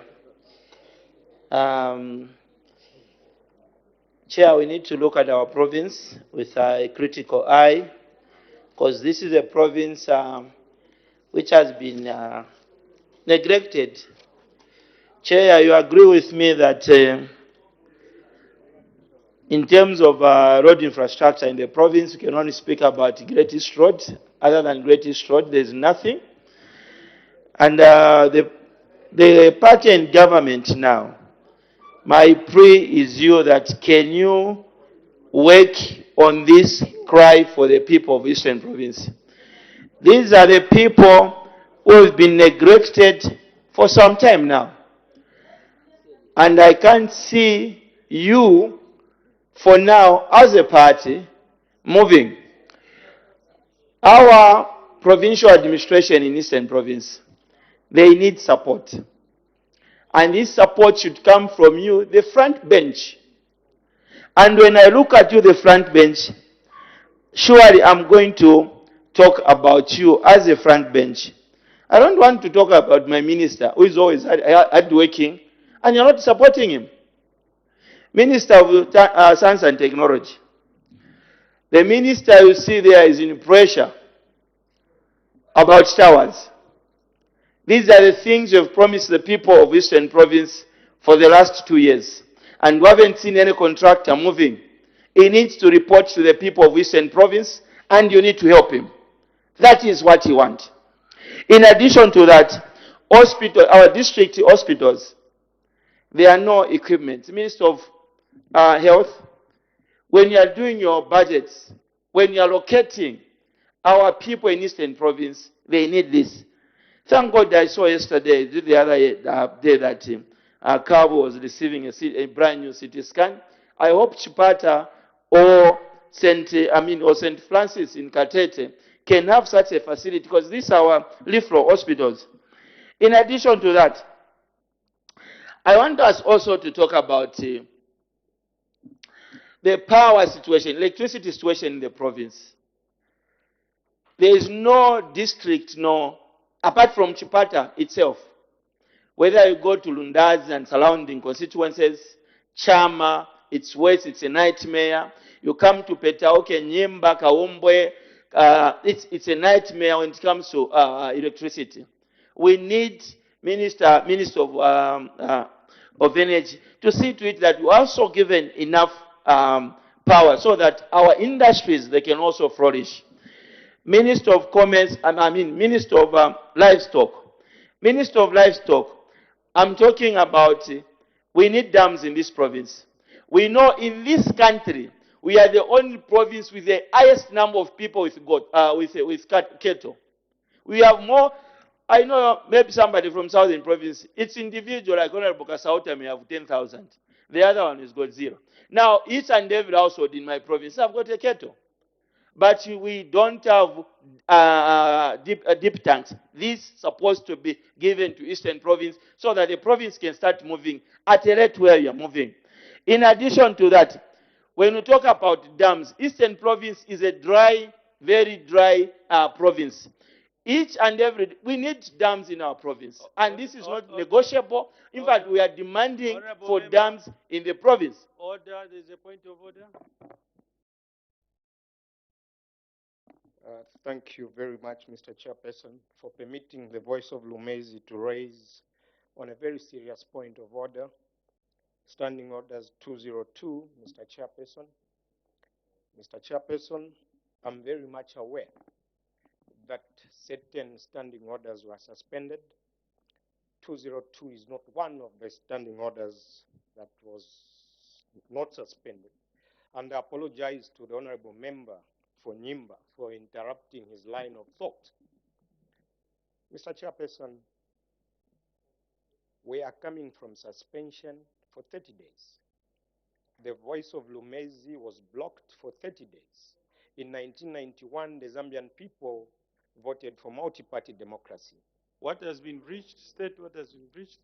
My personal privileges to speak for the people of Lumezi has been breached, Mr. Chairperson, and I seek your serious ruling. Thank you. Who has breached them?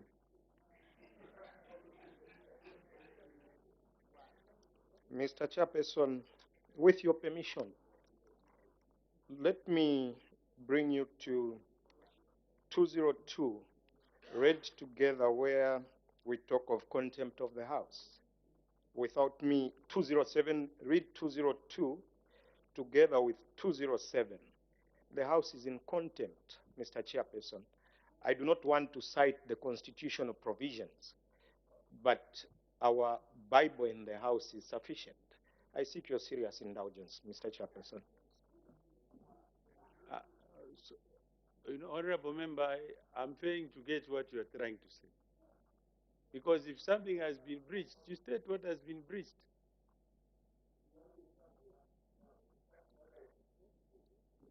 Mr. Chairperson, the way the members are being picked to speak to rubber stamping the budget is worrisome. Mr. Chairperson, I'm from Eastern Province. and I'm proud to be an Easterner. There is no way Lumezi will be stopped from speaking to this budget. Is Rumezi the only constituency in Eastern Province? No, even Wangeni is part of the Eastern Bloc, Mr. Chairperson. May you take your seat, honorable member. These members you see are here to do very serious business. None of them is a joker. May the honorable member on the floor continue. Thank you, Chair. Chair, in addition to that, there are issues which covers our hearts as a province. Chair, our feeder roads in the province are in a bad state. We need these roads attended to. This is something we need to work on, and we need to work on now. Chair, you agree with me that going to Honorable Peter, our provincial chairman, the road which comes from Petauke, it's in a very bad state. This road covers 3 constituencies, Petauke, Lusangazi, as well as Mambwe. So we need to work on these roads as a province for us to have easy movements of everything we are doing. The roads in Nyimba, Chair. Now let me talk about Nyimba. Yes, the roads in Nyimba are very bad.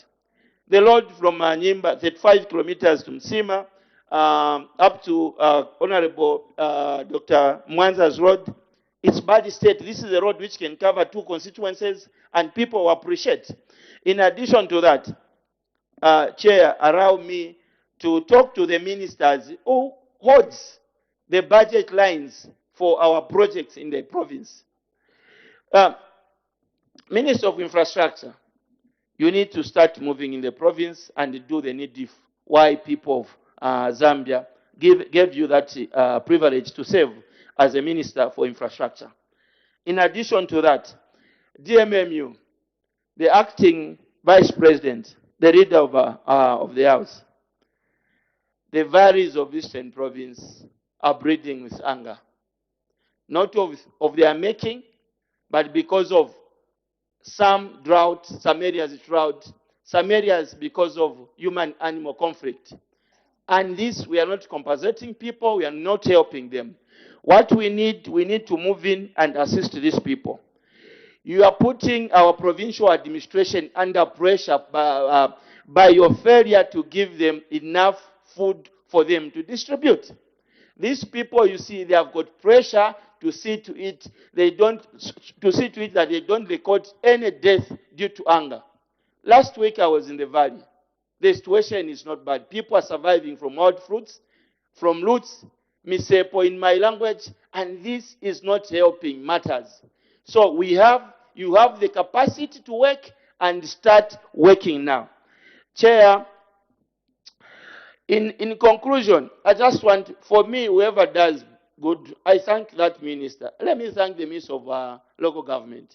At least for the past 15 years, the civic center has stalled. But today, when you go to Nyimba, you find there's a contractor working on that one. Minister of Justice, even if you are not moving at a good rate, can you finish that court? Good, we've got people working on that court, but they are very slow. If you are not paying them, please, can you pay them so that at least next year we can say, since UPND came into power, you have seen that is completed, and that is completed. So, Minister of Home Affairs, I won't forget you for finishing that building which has lasted for the last 15 years. That the NRC, is it National Registration Office? Thank God that now it's almost done. And this is what we want to be seeing. But for other ministers, my minister, Home Affairs, Health, Nyimba, we are still waiting for you to finish our hospital. Please, don't be in the line of ministers who failed to finish that hospital. And I know you are not a failure, so I'm expecting you next year to move in and complete that hospital. But if you fail, the other year will call you that you're also a failure. But I don't want to grade you in that line. I know you've got the capacity and capability to do that job. Thank you so much, Chair, for this opportunity. May the Honorable Minister for Eastern Province respond.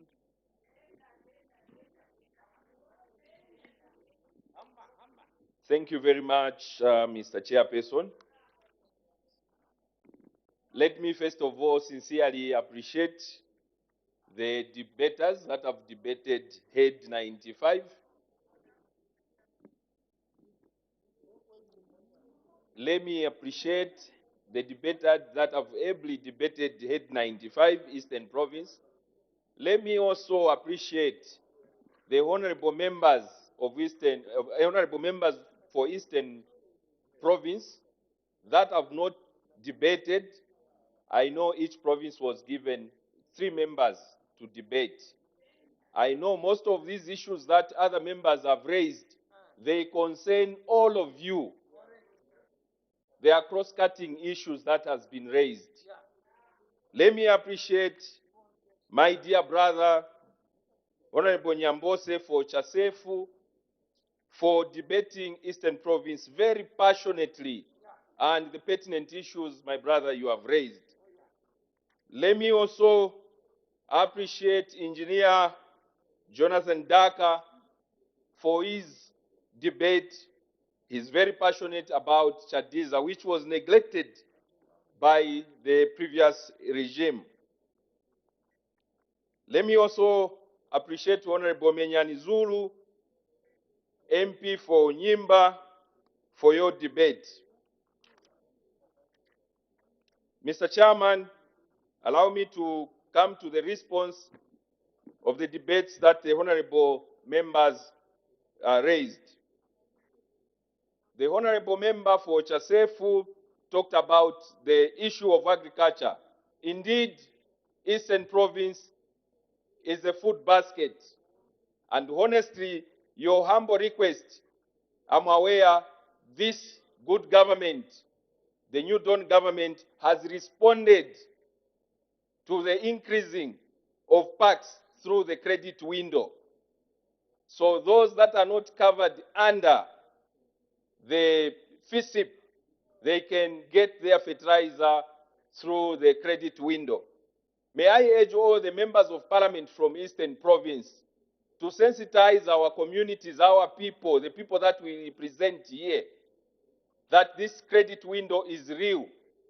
And Mr. Chairman, I've been receiving information, and even today, some people from some area called me pertaining to letters that are supposed to be signed by either their Royal Highnesses and other institutions that can authenticate that that person comes from Chasefu or from Lundazi or from anywhere.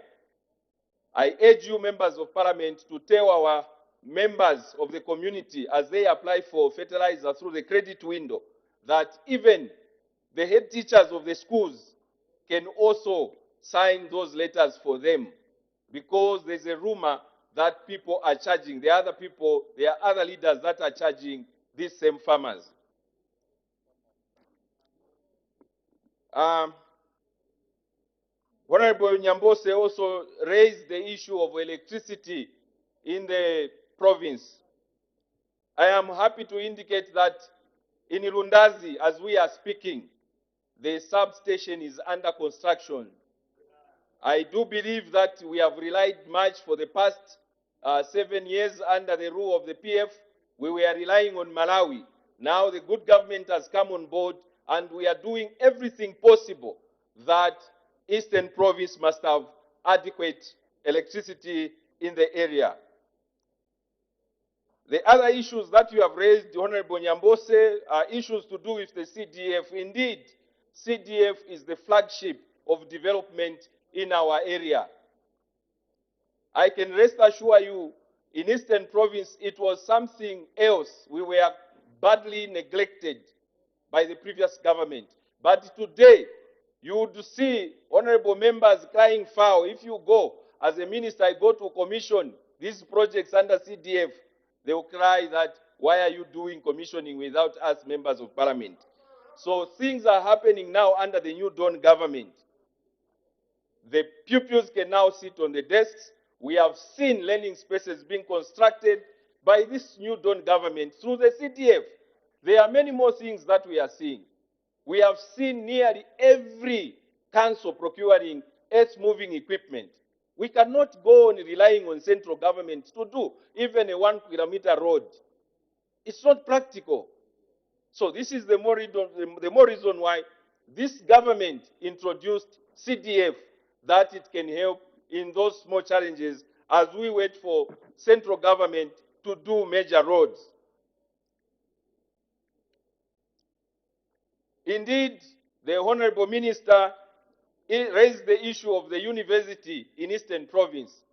I know I raised this issue with His Excellency the President, Mr. Hakainde Hichilema, on one of the traditional ceremonies. We are concerned and we keep pushing that Eastern Province and many other provinces must have universities from the government. Don't ask questions. I come to many schools that stored. Many of these schools that you see very beautiful, others are sitting at 80% like Chasefu boarding in Isinda, and in many other areas, including Vubwi. There is a school, and I visited these schools. They were abandoned. Some of them were initiated by the MMD, and up to now have not been concluded. But let me assure you, honorable MPs in Eastern Province, but that this government and the able ministers from finance and the Minister of Infrastructures will not leave out those institutions to be completed. I believe by next year, some of those schools will be completed.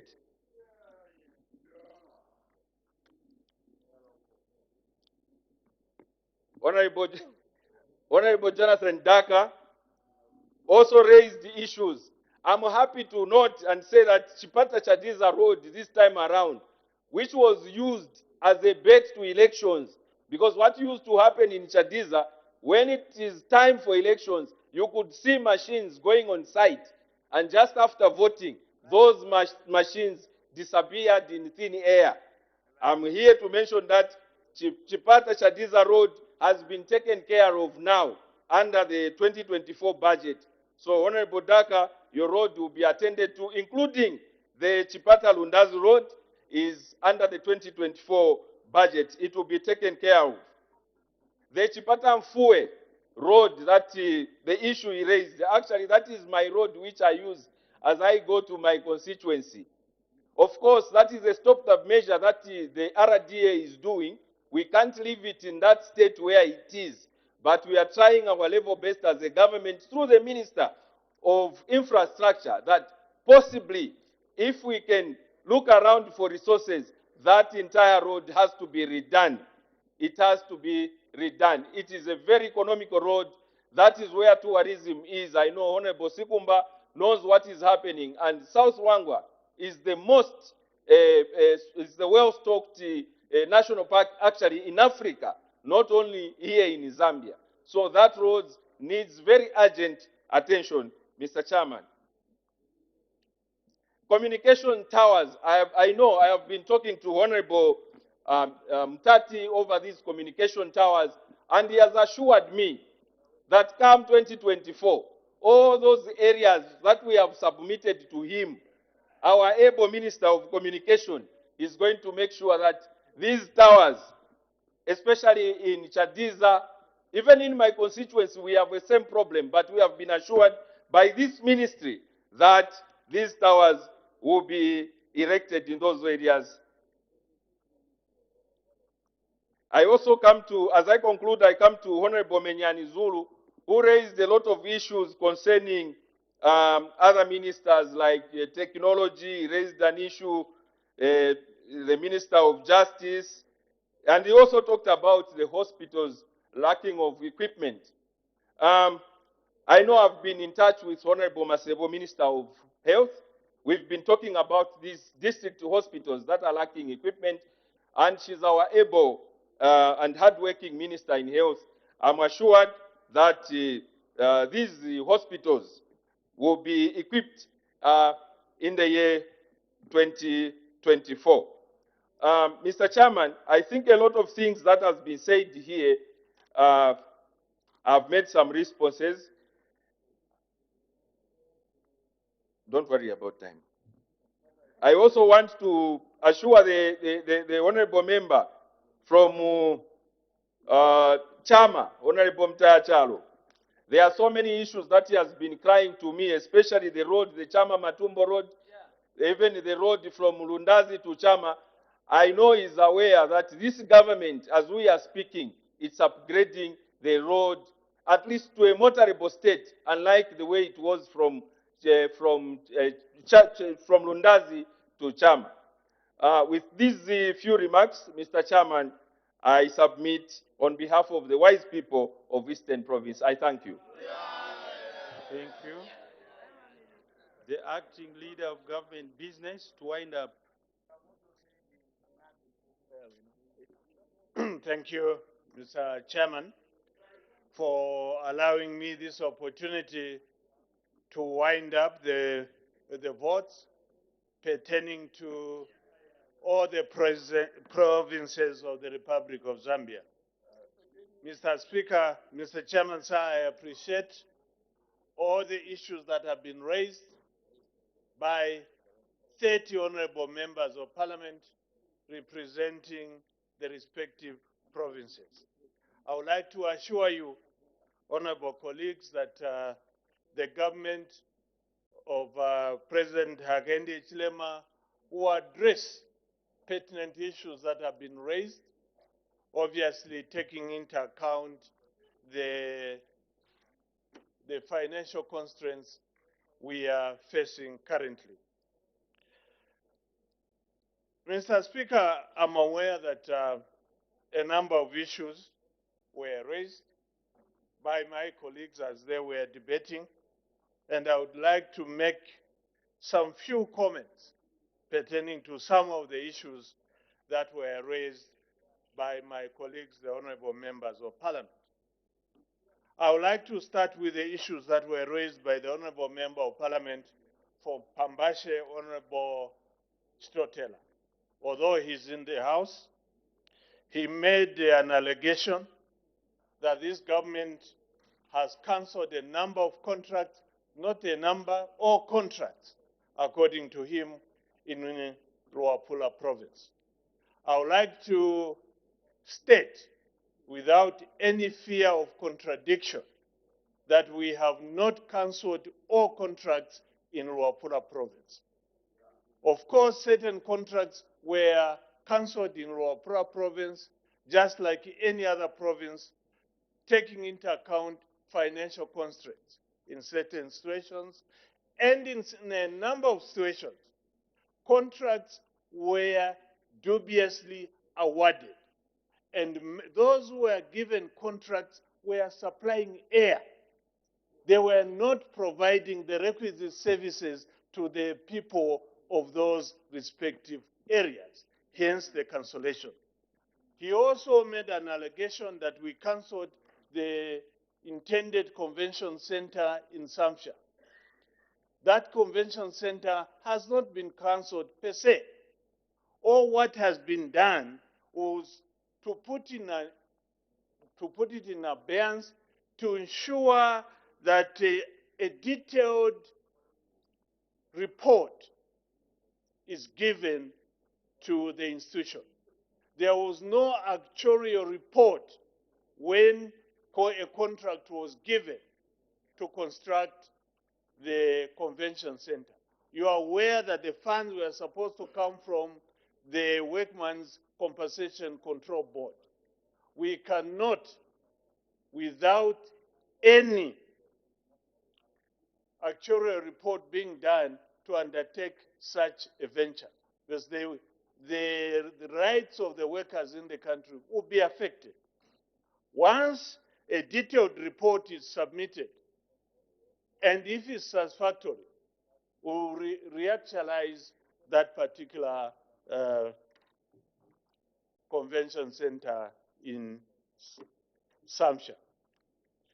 I also want to respond to the issues that were raised by members from Muchinga province, where they indicated that there was nothing happening pertaining to road rehabilitation and construction. I want to state that currently, government is working on Isoka Nakonde Road. This particular road is almost completed. we are at 95% completion. Nakonde Isoka. Isoka to Chinsali is almost complete under the new Dawn administration. We are doing something everywhere, every part of the country. Honorable colleagues, I also want to state that the votes for the provinces are not intended to address all issues that affect our people. You will note that in all the ministries, we are making provisions for services to be provided for in the country. All the ministries are providing for services to be provided in provinces, in districts, and constituencies. If you look at the Ministry of Education, for example, there's a budget line for the construction of schools throughout the country. Same with the Ministry of Health. You go to infrastructure, there is a budget line for the rehabilitation of roads and construction. These particular votes, capital projects, are not in the provinces. So we should not take it that the government has neglected you. You should check the votes for specific ministries. You realize that there are provisions for capital projects. I've noted with the interest, honorable colleagues, members of parliament from all provinces have lamented the lack of development. A number of MPs have said that they were neglected in the past. The question that begs an answer is, who neglected you? Who was in charge during the period you were being neglected? I'm aware, Mr. Speaker, on the floor of this House, we were being told by certain members of parliament who were holding very high positions in the PF that Ruapula was a heaven on earth. Here on the floor of this House. Fortunately, the people of Chipiri punished that particular MP by not voting for him, because there was nothing that was happening on the ground.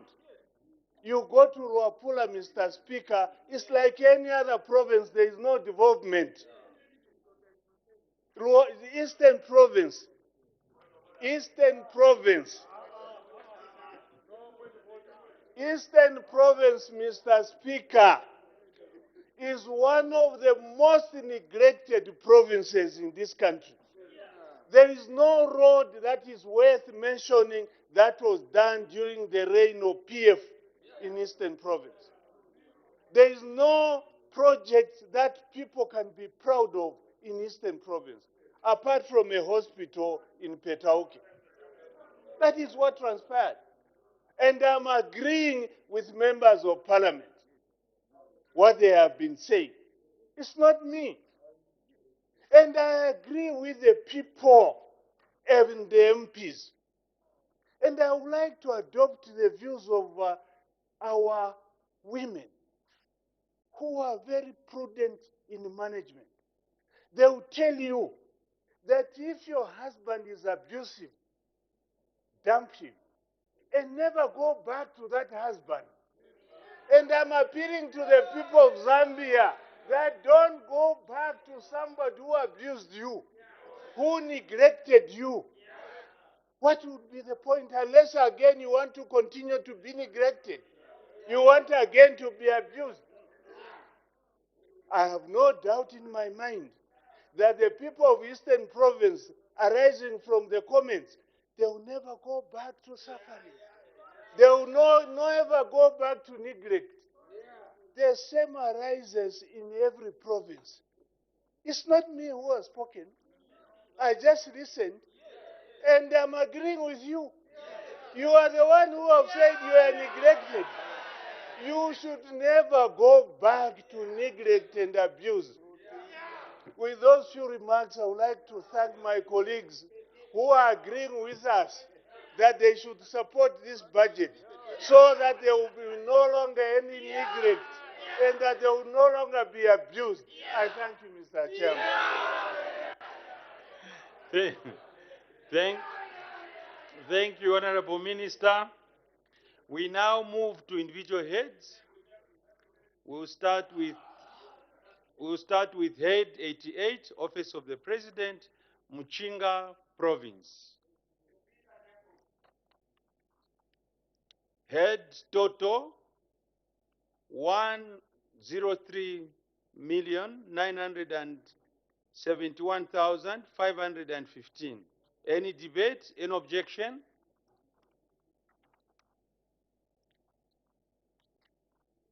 The question is that Head 88, Office of the President, Muchinga Province, head total 103,971,515 stands part of the estimate.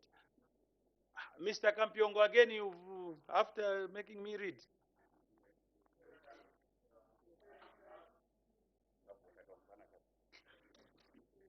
Mr. Chairman, I was raising a very serious point of order, pursuant to Standing Order 65, as my first point of order.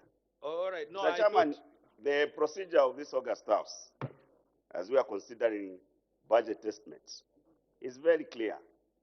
And when the acting government leader was reacting to the honorable members, he should have been speaking to the figures. Because Honorable Member, may I guide you before you go any further? Mr. Chairperson. May I guide you on that one before you go any further? This was general debate. We are now going into individual. Yes, that's what I'm saying, Mr. Chairperson. Mr. Chairperson, the budget estimates we are considering are for 2024. The Honorable acting leader of government business spent his time lamenting about perceived neglect of certain constituencies, which he can't even verify. And by countering that, we expected him to be saying, this yellow book has got so much money allocated to Chipata Chadiza Road, which was neglected, and it's going to be done. Other than just making lamentations. So my point is, was the honorable leader of government business, in order to avoid speaking to the estimates and concentrate on lamentations which won't get them votes, because what is obtaining on the ground is very clear, Mr. Speaker. And those honorables who are lamenting are looking for solutions from this yellow book. Was it in order to take that trajectory? I seek your serious guidance. I saw you were enjoying the debate, but I seek your serious guidance. Thank you. I must guide you, honorable member, that the acting leader of government business was not out of order. He was merely trying to raise concerns that were raised by honorable members. He was responding. It also shows you as a member of this House that the acting government leader of business was very attentive in listening to members. These are the concerns that the members were raising. So the acting leader of government business was not out of order. Let's make progress. I put the question. The question is that Head 88, Office of the President, Mchinga Province, head total 103,971,515 stands part of the estimate. As many of that opinion say aye. Of the contrary say no. The ayes have it. The question is resolved in the affirmative. Head 88, Office of the President, Mchinga Province, head total 103,971,515 kwacha stands part of the estimate. We now move to Head 90, Office of the President, Lusaka Province. Head 90, Office of the President, Lusaka Province, head total 151,268,785 kwacha. Any debate? Any objection? The question is that head 90, Office of the President, Lusaka Province, head total 151,268,785 stands part of the estimates. Mr. Kampiongo. Thank you, Mr. Chairman. Mr. Chairman, it's very interesting how this budget has been scrutinized, and I can see people have opted to be just ignoring what they are supposed to do. Mr. Chairman, I'll draw your attention to Program 6102, Natural Resource Management. I would like to know why sub-program 05 and 02, outstanding bills and liabilities, why there's no allocation in this year's S budget. The provincial minister of Lusaka Province.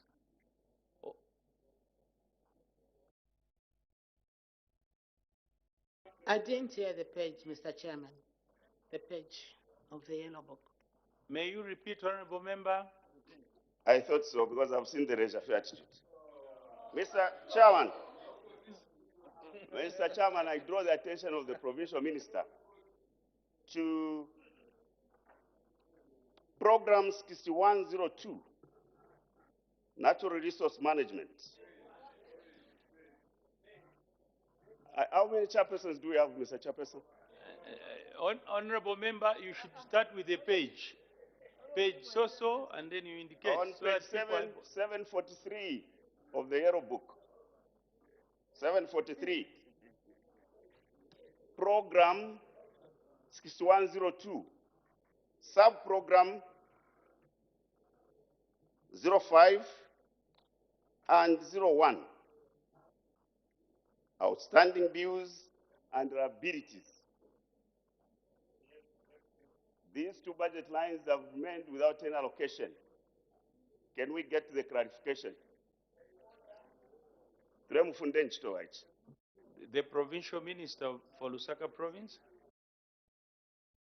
There were no outstanding bills, all were cleared in 2023. I thank you, Mr. Chairman.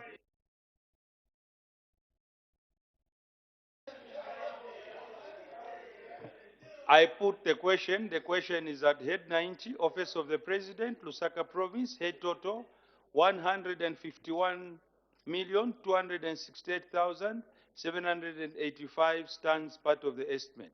As many of that opinion say aye. Of the contrary say no. The ayes have it. The question is resolved in the affirmative. Head 90, Office of the President, Lusaka Province, head total 151,268,785 is ordered to stand as part of the estimate. As the time is now 16:40 hours, I suspend business for 20 minutes for health break.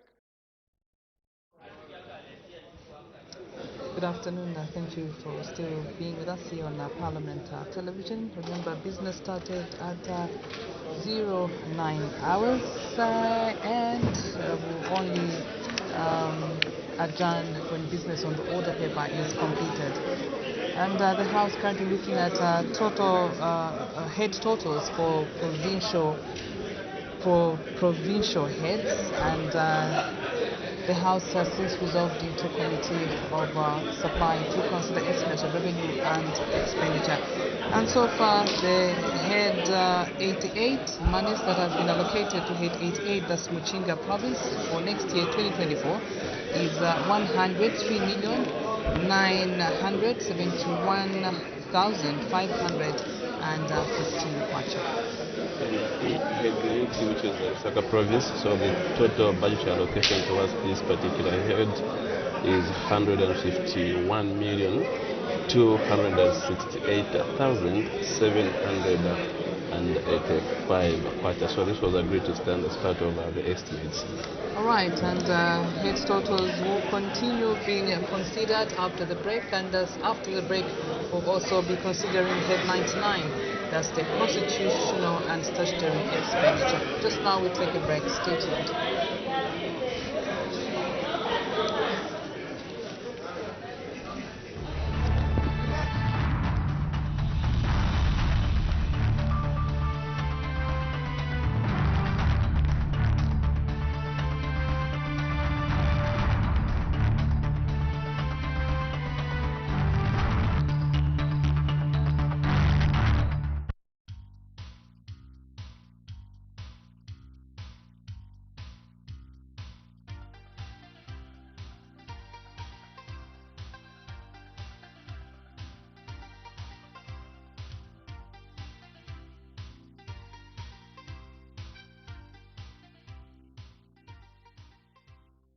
Mwembeshi is a constituency that covers Muteli and Nampundwe in Shibuyunji district of Central Province.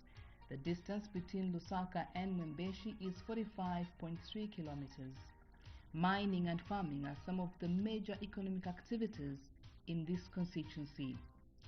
Mr. Jamba Majila is Mwembeshi MP under the United Party for National Development, a seat he previously held as an independent member of parliament.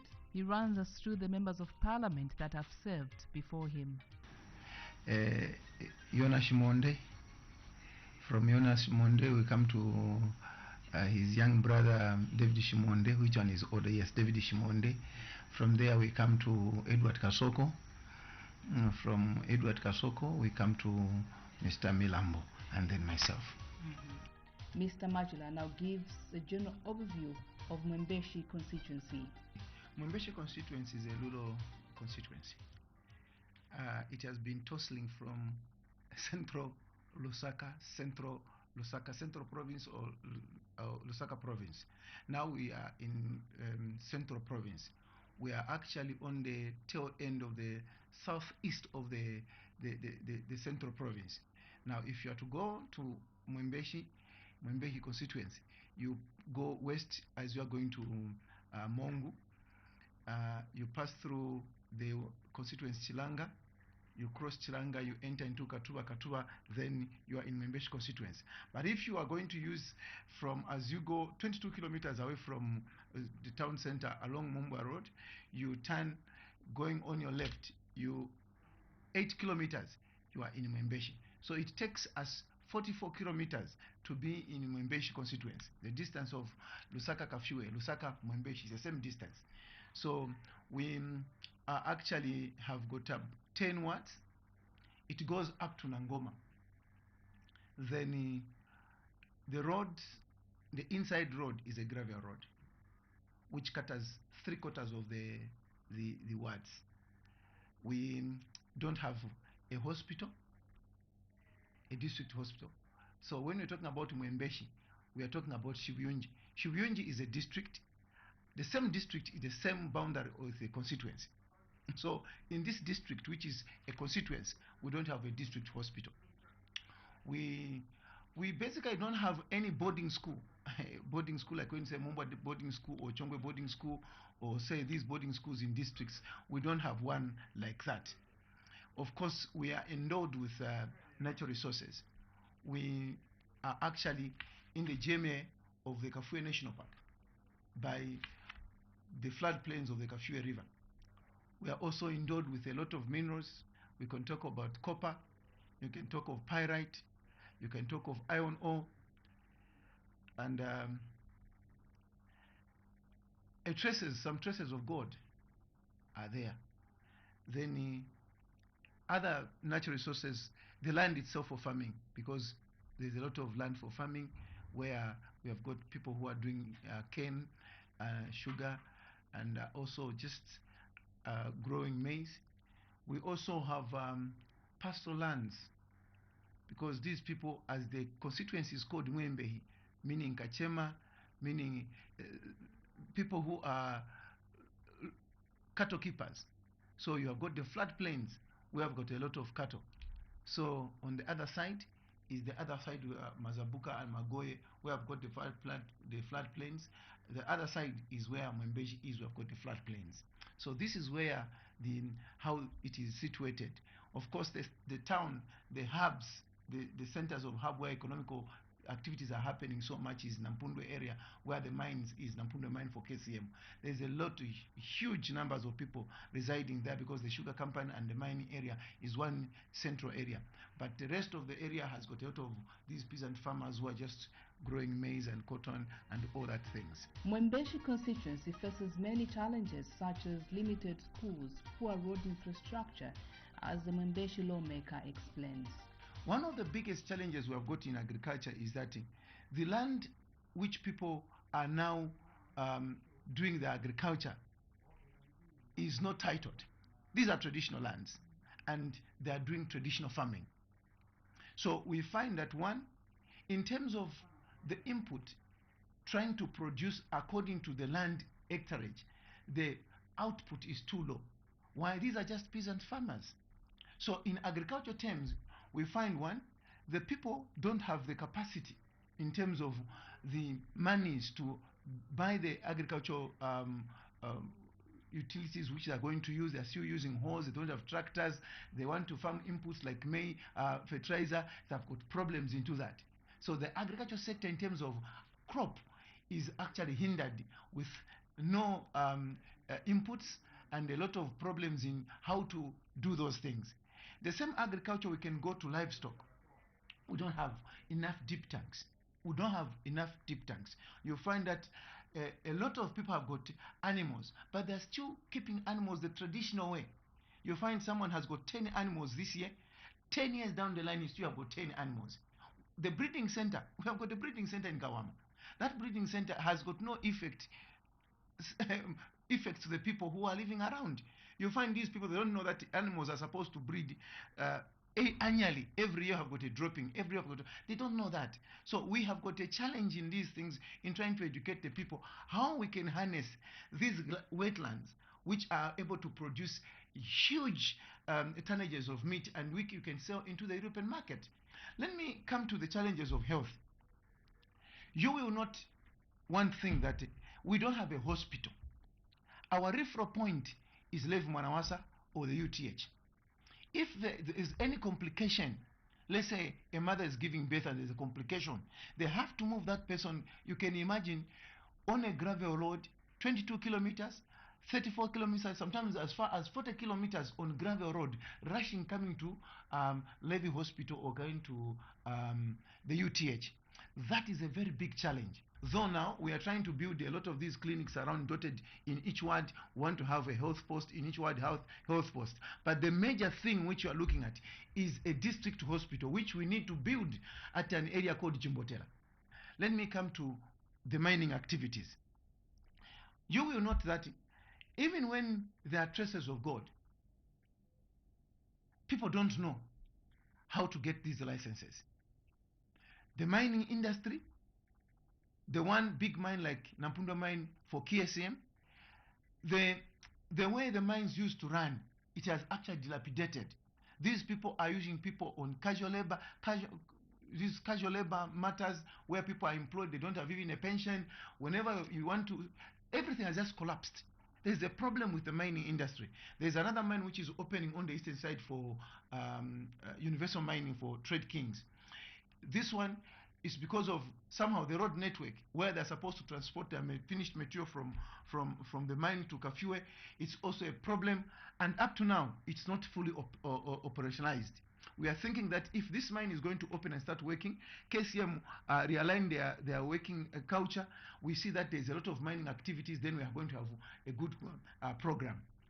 Let me dash to education. We have got a problem, a very big one. An educated community is a danger to itself and a danger to the nation. So you note that in Mwembeshi, there is no boarding school.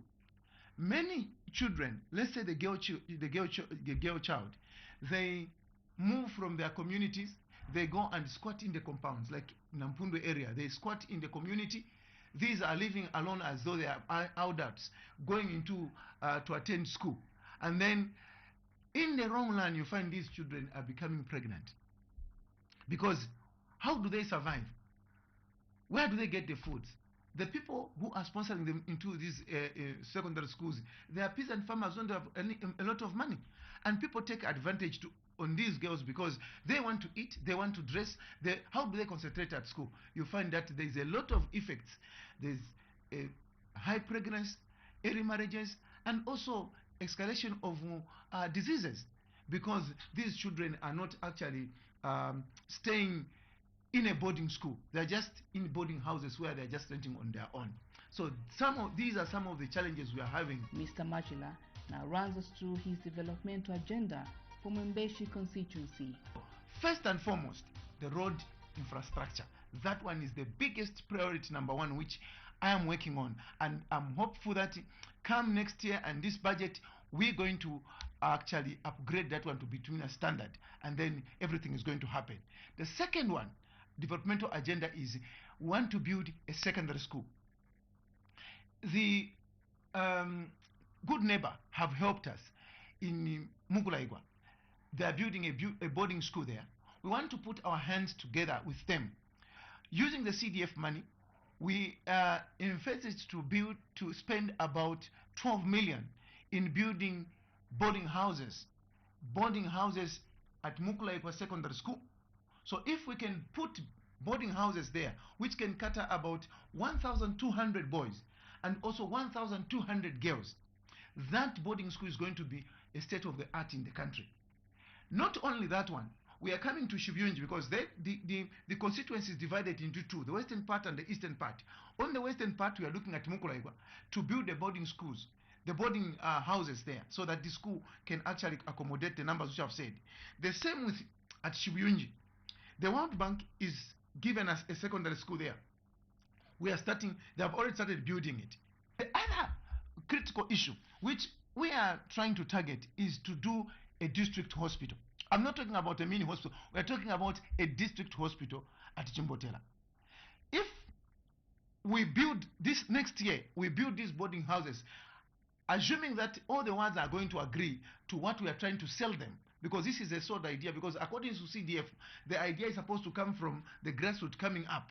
So, but the grassroots, we must also give them highlight that if we do this, it is going to benefit us. Their vision is my vision. So let's finish our vision. This vision of trying to open road, hospital, and secondary schools. These things, let us see them built. And they working together with me. Their vision, if we work together, we are going to make sure that at least we score. By the end of 2026, these things done, then we are home and run.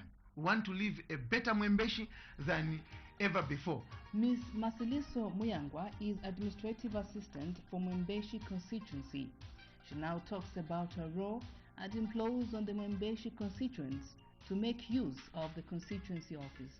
Our role basically is just to facilitate the works of the Honorable Member of Parliament. Yes. And as when people bring issues here, we are the ones to take note, inform him.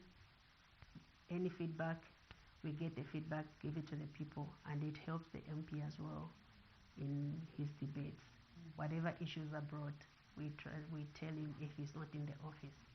Office is important in that it creates, or rather strengthens, the link in between the constituents, the Member of Parliament, and Parliament itself.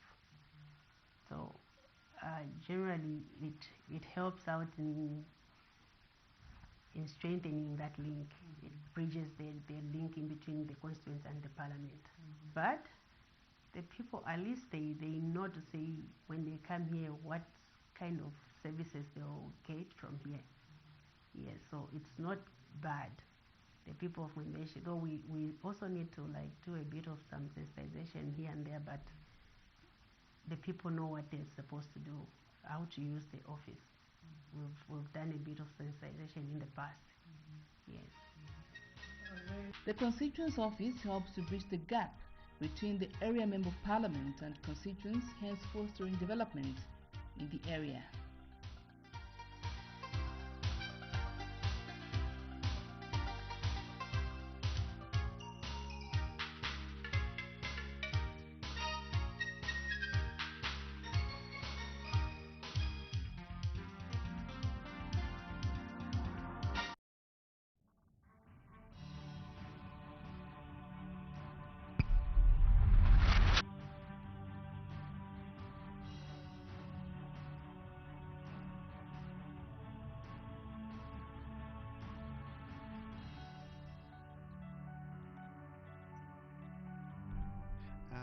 My name is Engineer Jonathan Daka. I'm 46 years old, of course married with the 4 beautiful children, 4 boys. I went to Chipata for my entire primary school, even secondary school. Thereafter, I went to the University of Zambia in 1995, where I graduated with a Bachelor's of Engineering in Civil Engineering in 2002, after staying there for an extended time of 7 years. That's my basic qualification. I'm an engineer by profession.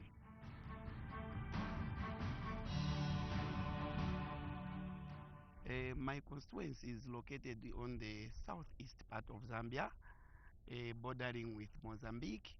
This constituency is a rural constituency with the 20 wards, and this constituency being a border constituency, you know, this is a constituency which actually houses the Chanida border, which is the shortest border to the sea coast for the country. Therefore, the much of the and it's proud of its imports of fuel, because about 70% of the fuel that we use as a country actually passes through this very important border. And this constituency, as I've already said, is a rural constituency.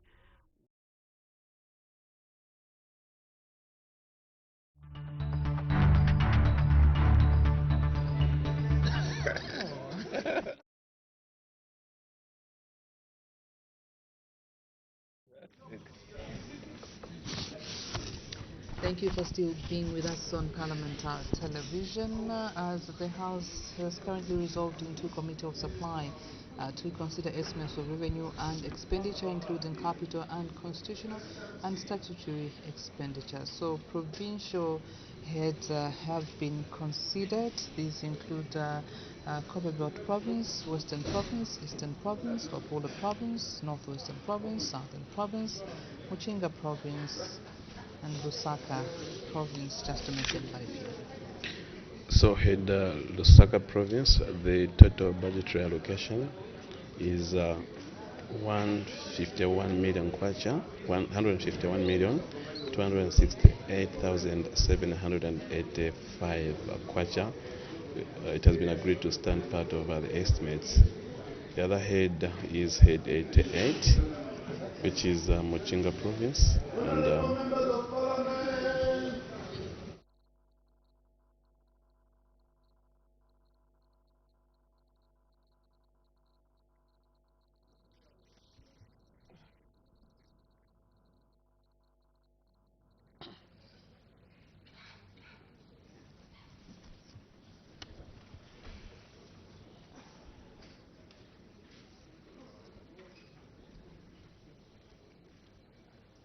so head 88, which is Muchinga Province, the total budget reallocation towards this particular head is 103,971,515 kwacha. So this amount has been agreed to stand part of the estimates. So currently head totals are being considered for all the 10 provinces, and as soon as the quorum is constituted, business will resume. Still ahead is consideration of head 99, that's the constitutional and statutory expenditure, and thereafter we'll call it a day. Just now we await for a constitution of a quorum. 1/3 of members of parliament need to be present in order for business to be transacted in the House. Just now we leave you with live fixers in the chamber.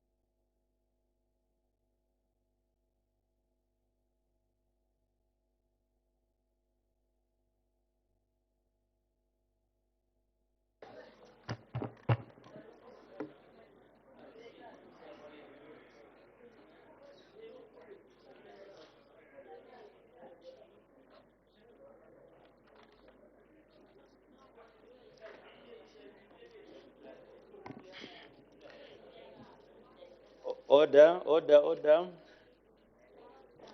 When business was suspended, the Committee of Supply had just finished considering Head 90, Office of the President, Lusaka Province. We now move to Head 91, Office of the President, Copperbelt Province.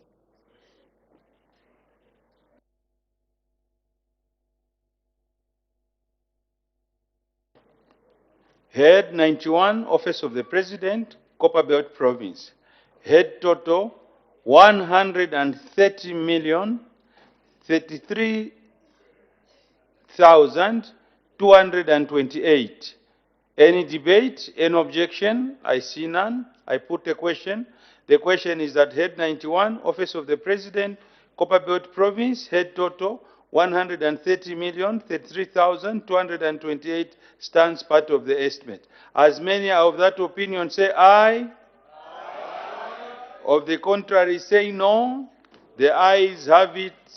The question is resolved in the affirmative. Head 91, Office of the President, Copperbelt Province, head total 130,033,228 is ordered to stand as part of the estimate. We now move to Head 92, Office of the President, Central Province. Head 92, Office of the President, Central Province, head total 127,810,805 kwacha. Any debate? Any objection? I see none. I put the question. The question is that Head 91, Office of the President, Copperbelt Province, head total 130,033,200. What is it? Head 92, Office of the President, Central Province, head total 127,000. 127,810,805 kwacha. Any debate? Any objection? The Honorable Minister of Finance.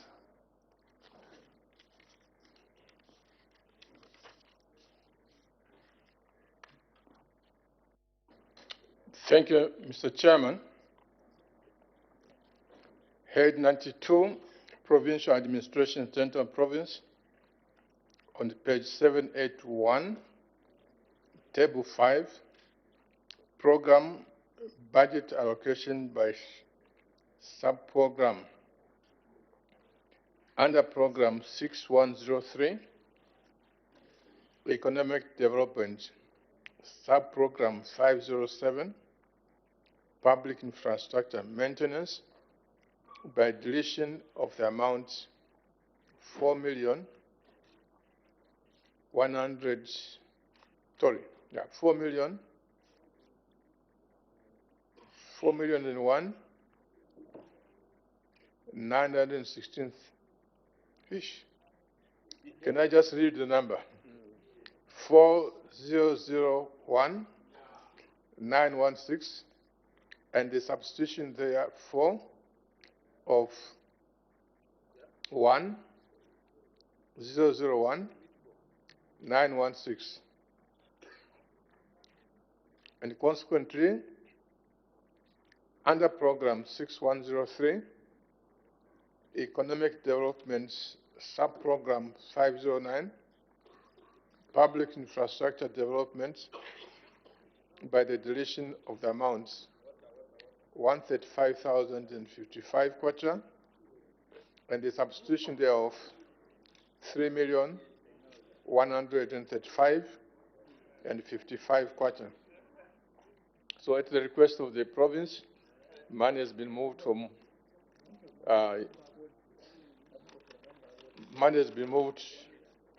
towards the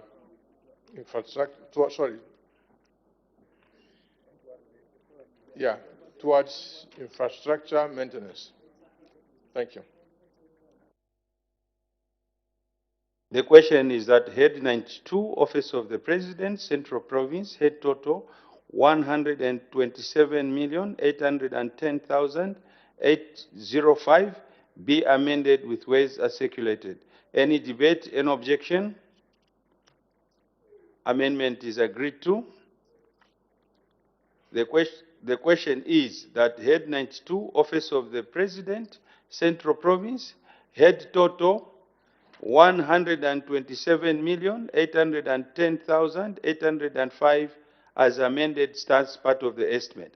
As many of that opinion say aye. Aye. Of the contrary say no.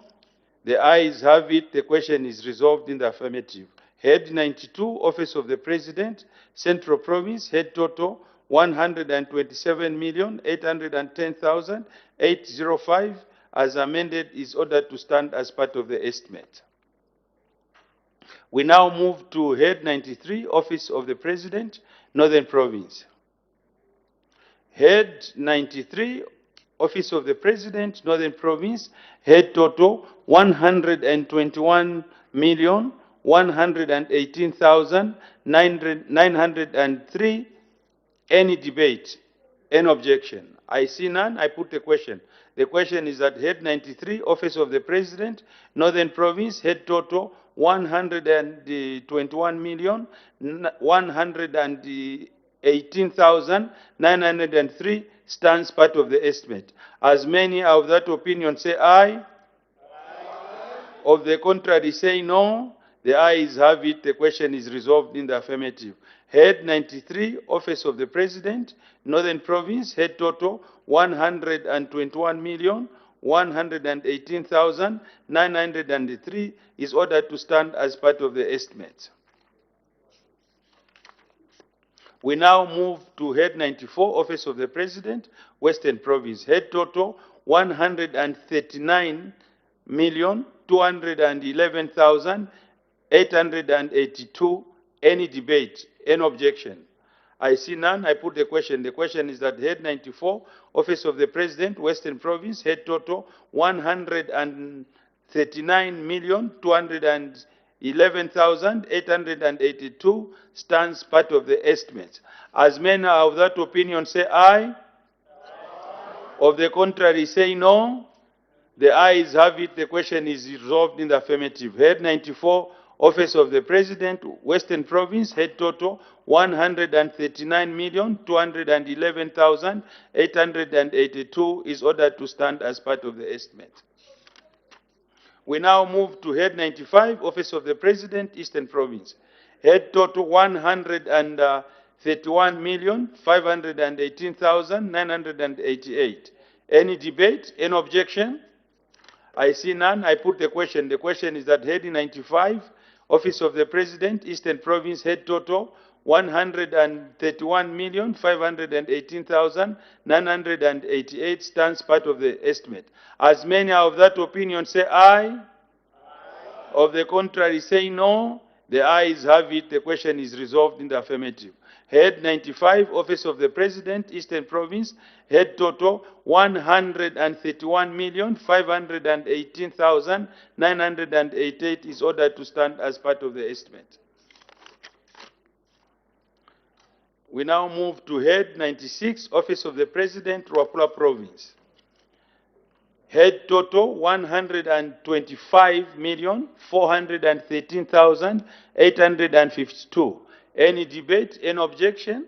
I see none. I put the question. The question is that Head 96, Office of the President, Ruapula Province, head total 125,413,852 stands part of the estimate. As many of that opinion say aye. Aye. Of the contrary say no. The ayes have it. The question is resolved in the affirmative. Head 96, Office of the President, Ruapula Province, head total 125,413,852 is ordered to stand as part of the estimate.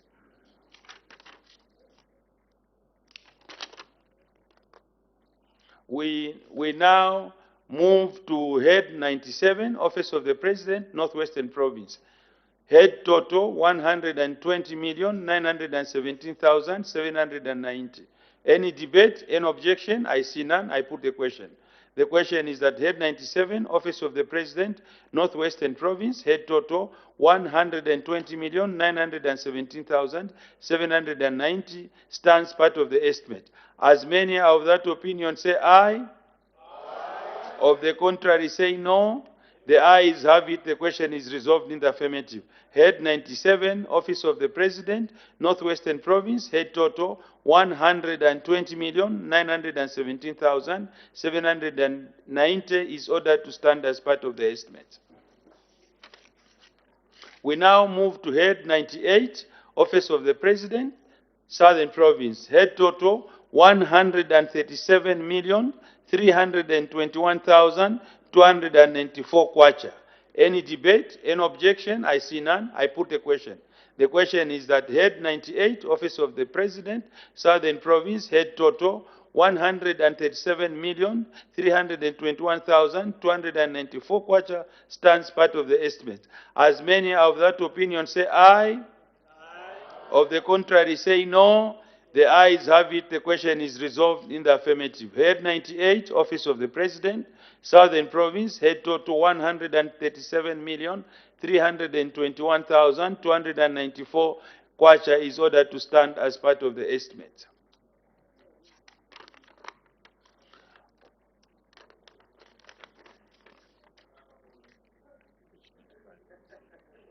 Page 25.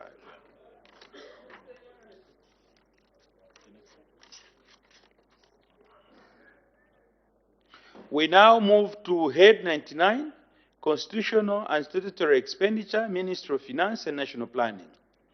Head total 99, Head 99, Constitutional and Statutory Expenditure. The Honorable Minister of Finance and National Planning, policy statement.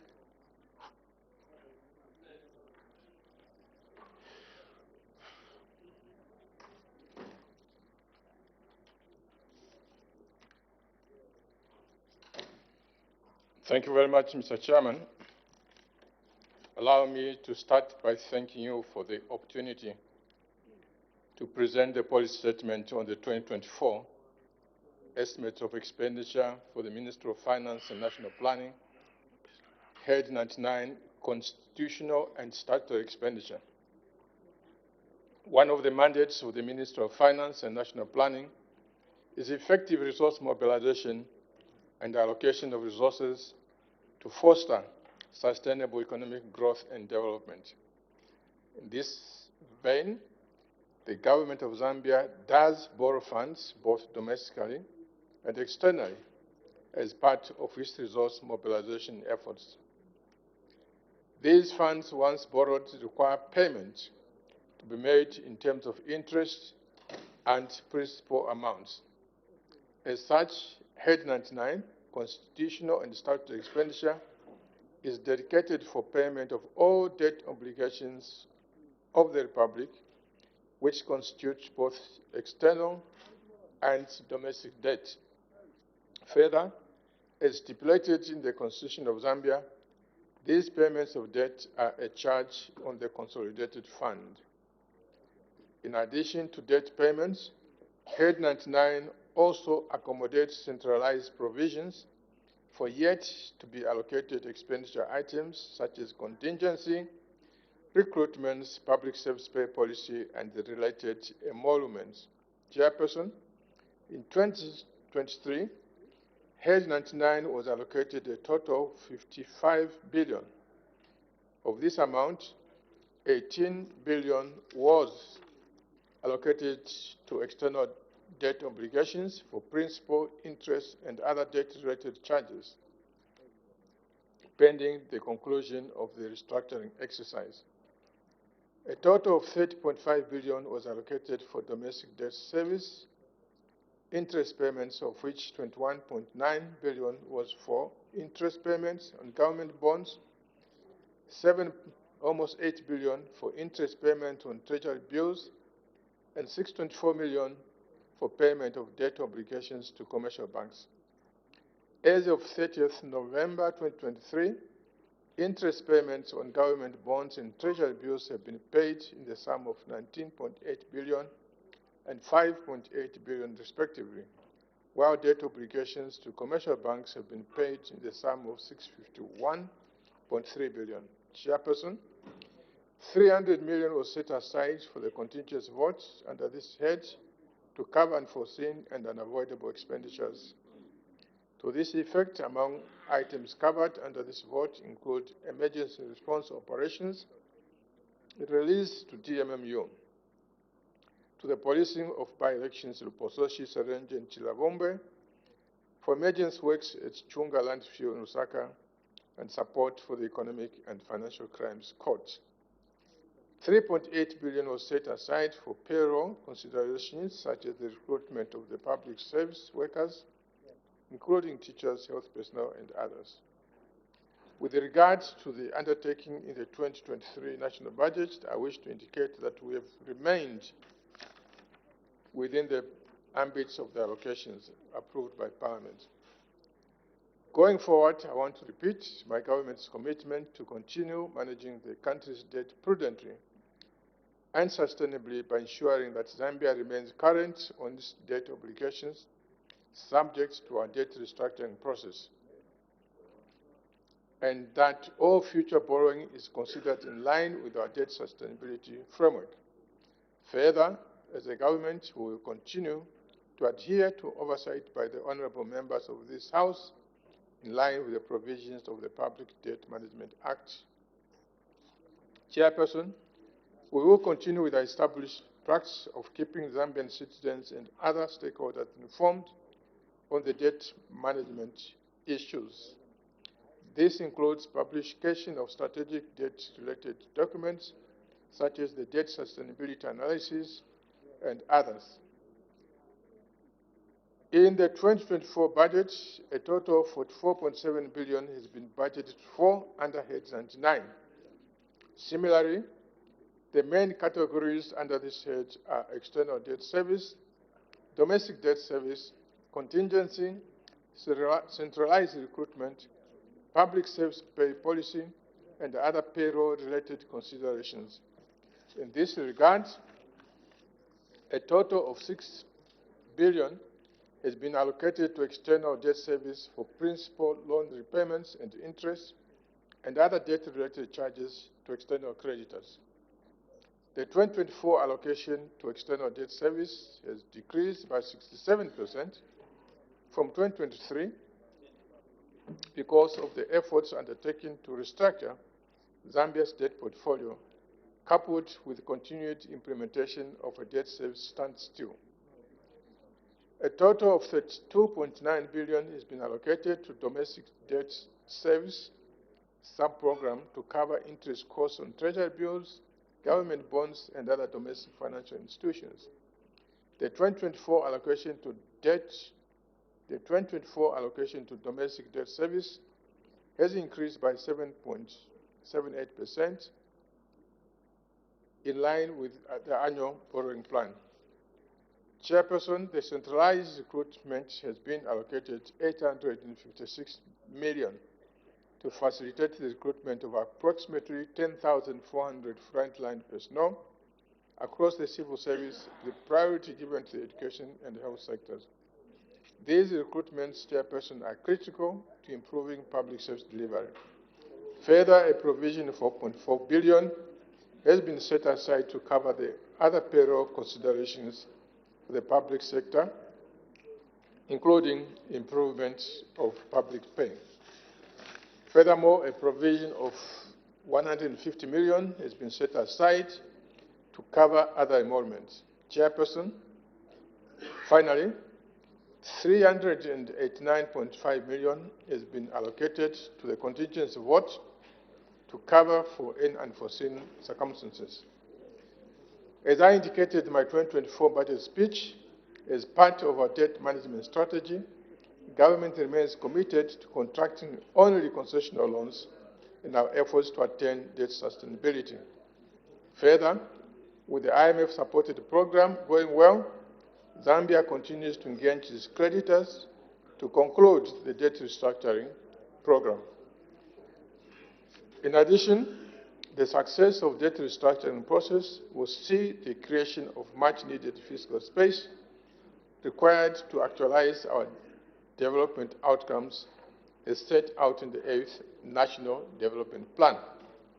Further, both local and foreign investment in Zambia will increase if investors have confidence in the country's economic prospects. With these remarks, I now recommend that Head 99 be considered for approval by this August House. Mr. Chairman, I beg to move. Any further debate? Mr. Kambita? Mr. Chairperson, I would like to sincerely thank you for giving me this opportunity to debate head number 99, Constitutional and Statutory Expenditure, Ministry of Finance and National Planning. Mr. Chairperson, allow me to thank the Honorable Minister of Finance and National Planning for that comprehensive policy statement which has delivered. In my opinion, the policy statement contains everything that we needed to hear. And if members were listening attentively, they would do well, actually, to pick a lot of important salient points that are contained in that submission. However, allow us to debate the same because it will help break that submission by the minister into smaller units, understandable for both the masses out there who are listening to us and members in this house who are affected by this budget line. Mr. Chairperson, the minister has announced a total budget of 44.7 billion for next year under this budget head. And essentially, this is intended to cover the following expenditure, which will be charged on the consolidated fund. And that's the reason why we have to approve it as part of the budget.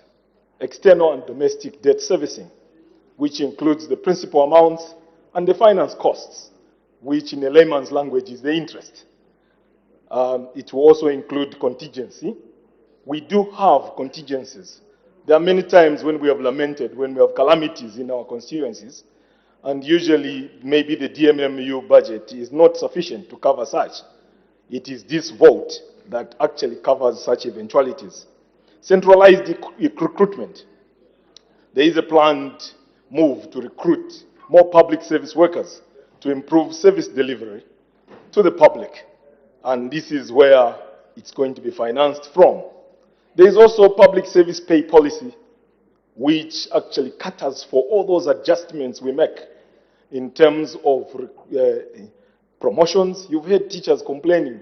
You've heard nurses complaining and other public service workers who have improved their qualifications and they need to be promoted to certain positions. Now, if they are promoted, where will the money come from to pay them a pay higher than what they were getting? It is this vote which actually caters for such expenses. That's why it is very important, and I fully support this vote. Of course, other payroll-related services will also be catered for by this vote. Of particular interest, Mr. Chairperson, is the external debt allocation. I noticed that the trend is such that this vote is actually receiving lesser and lesser allocation for the past 3 years. For obvious reasons, there has been efforts that the minister and the president and many other staff involved in his ministry, efforts to try and negotiate our debt and to have it restructured. And it is emanating from these efforts that have been made that you see that external debt servicing is now going on the decrease.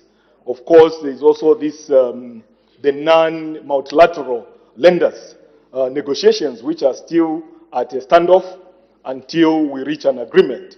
Therefore, the allocation towards that has been reduced. Mr. Chairperson, allow me also to comment on the amount allocated for the centralized recruitment of 10.4 frontline workers. It is expected that 10,400 frontline workers will be recruited next year, and an allocation of 855.7 billion has been allocated towards that. This is walking the talk, because this is contained in the 8th National Development Plan to improve service delivery in the public service. And I can see the target is in the education sector and the health sector, where we are lacking. We have many of our young people already trained, but those frontline workers who need to service these institutions which we are building need to be recruited. So there is a correlation between those CDF classroom blocks you are building and the teachers to go and teach the children so that we improve the standard of education. It's not too long ago that I saw that a curriculum was actually being revised, and for us to benefit from all these efforts, we need quality education. So there is a relationship between all these efforts. Debt management strategy. I would like to comment a little bit also on that. I heard the minister mention about it.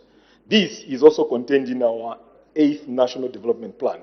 The strategy now is to ensure that for us to be debt sustainable, we should not go for the expensive loans, the Kaloba kind of borrowing that the previous regime engaged into. We should focus on concessional loans only. If we are to borrow, that is, we should only, externally, we should only focus on the concessional loans. And this is a very good strategy, Honorable Minister. I would like to commend you for that strategy which you have put up, as it could be traced also to the 8th National Development Plan. It goes to show how organized the New Dawn administration is in terms of planning for this country. Mr. Chairperson, I also want to comment a little bit on the physical space. All these efforts that are being made to try and ensure that we don't pay too much in debt year in, year after, as there was reckless borrowing in the previous regime, are to create a physical space, which we are crying for. I've heard cries from the opposition and many others, including even on the right-hand side. Everyone wants this to be done in their constituency, this and that and that. Look, in Lunda we say, we first of all have to, I'll mention it and translate it. At Zambia nkutala kuunga, henoka ndawa adikili. You first check the amount of millimil that you have before you put water on the fire. So we have to be careful, and that is why we need to be prudent. So we can't go on borrowing anyhow. We need to focus on concessional loans for now because of the problem that we have amidst us.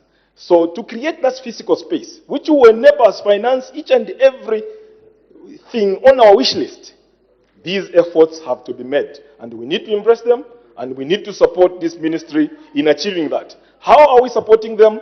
We recently passed the Debt Management Act number 15 of 2022, and that guides the borrowing.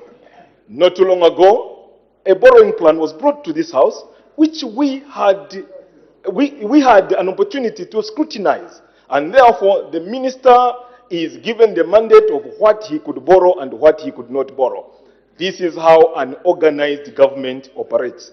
Mr. Chairperson, I would like to end by saying that the increased local and foreign investment that is envisaged can only come with a trusted government prudently managing its resources. Mr. Chairperson, I thank you. Mr. Chatila. Mr. Speaker, thank you, Mr. Chairman, for giving me this opportunity to debate this head.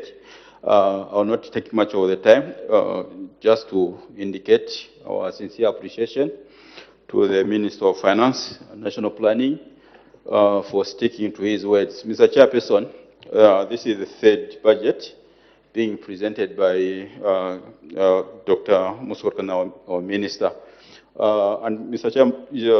Chairperson, this is a constitutional and statutory expenditure. One thing I would state from the onset, Mr. Chairperson, is the fact that under the leadership of the UPND, we have seen budget credibility. All the heads of expenditure as budgeted for are always being paid, or in short, the funds are being released on time. Mr. Chairperson, even Honorable Gambita has mentioned the fact that we have had a lot of talking even from the provincial heads for those who debated the lines.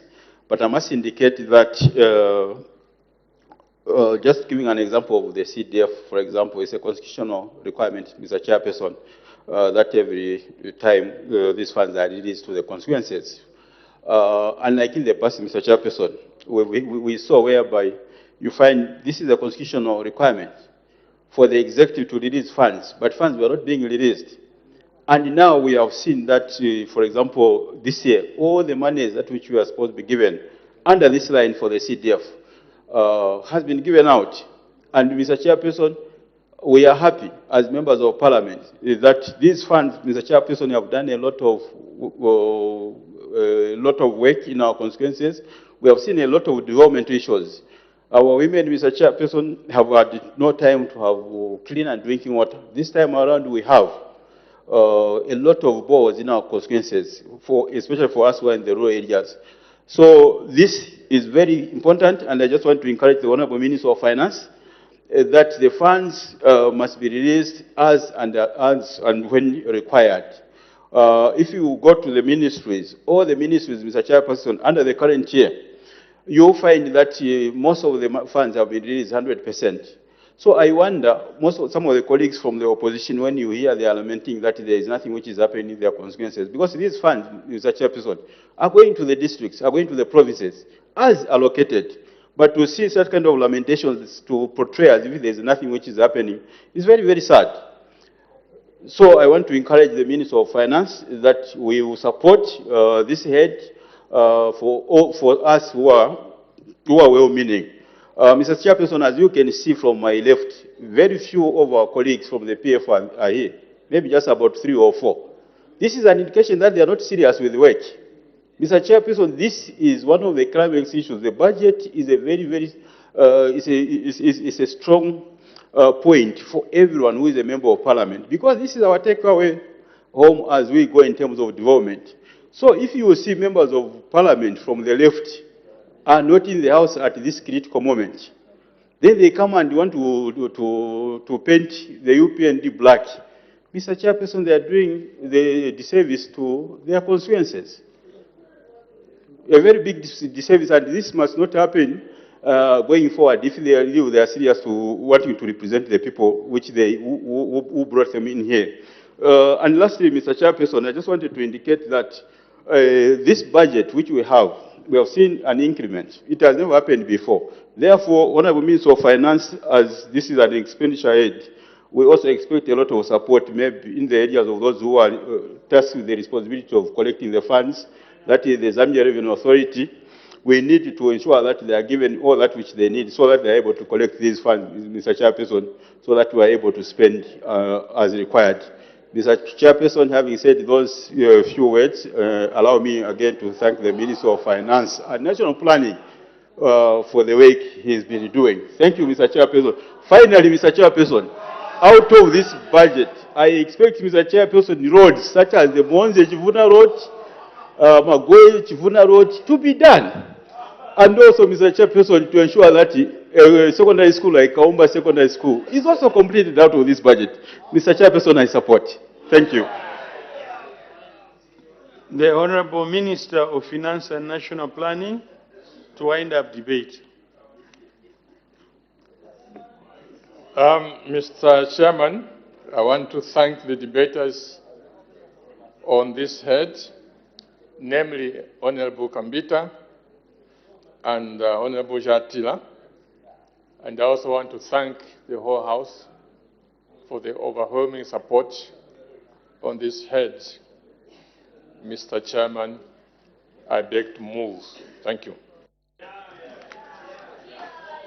Head 99, Constitutional and Statutory Expenditure, head total 44 billion 724 million 42,331. Any debate? Any objection? I put the question. The question is that head 99, Constitutional and Statutory Expenditure, head total 44 billion 724 million 42,331 stands part of the estimate. As many are of that opinion, say aye. Aye. Of the contrary, say no. The ayes have it. The question is resolved in the affirmative. Head 99, Constitutional and Statutory Expenditure, head total 44 billion 724 million 42,331 is ordered to stand as part of the estimate.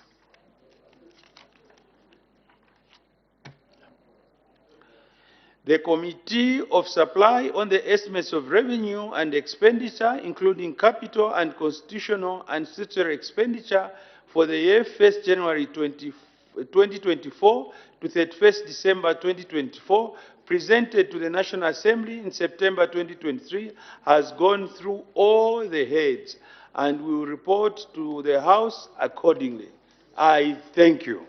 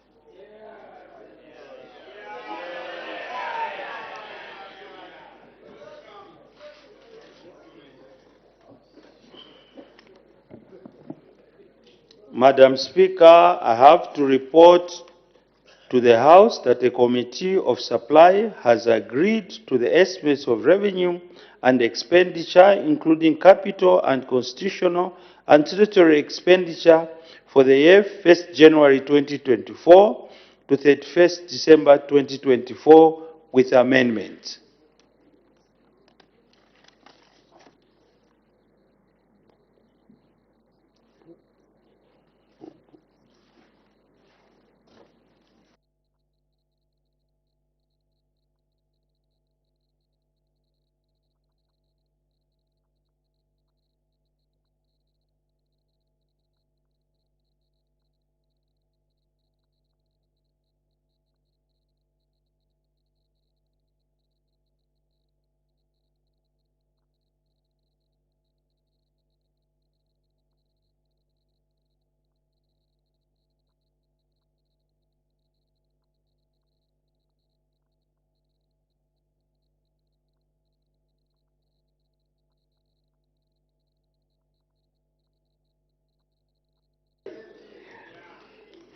Thank you.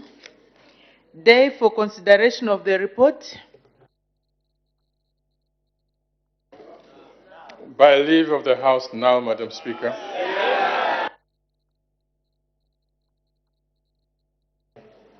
Is it your will that the report of the Committee of Supply be considered now? Any objection? I see none.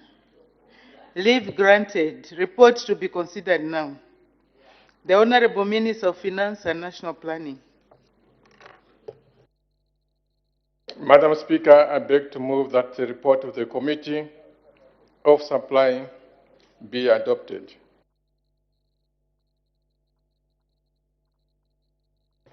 The question is that the report be adopted. Any objection? I see none. Report adopted.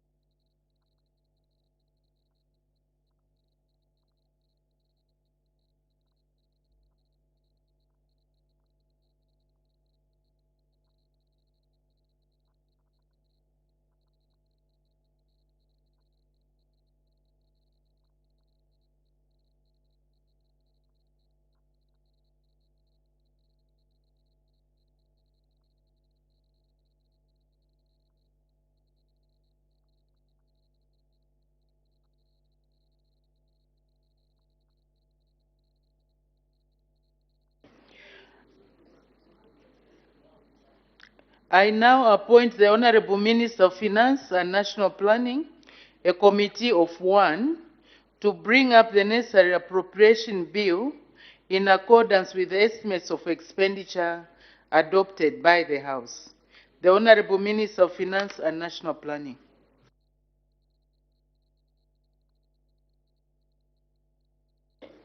Madam, I beg to present a bill entitled the Appropriation Bill, National Assembly Bill number 32 of 2023.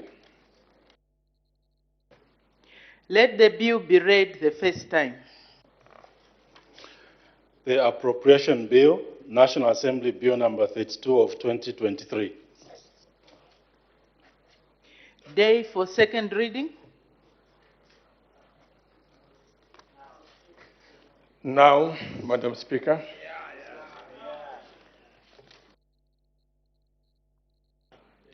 Second reading of the bill to be taken now. The Honorable Minister of Finance and National Planning. Madam, I beg to move that the bill be now read a second time. The question is that the bill be now read a second time. Any debate? The Honorable Minister of Finance and National Planning.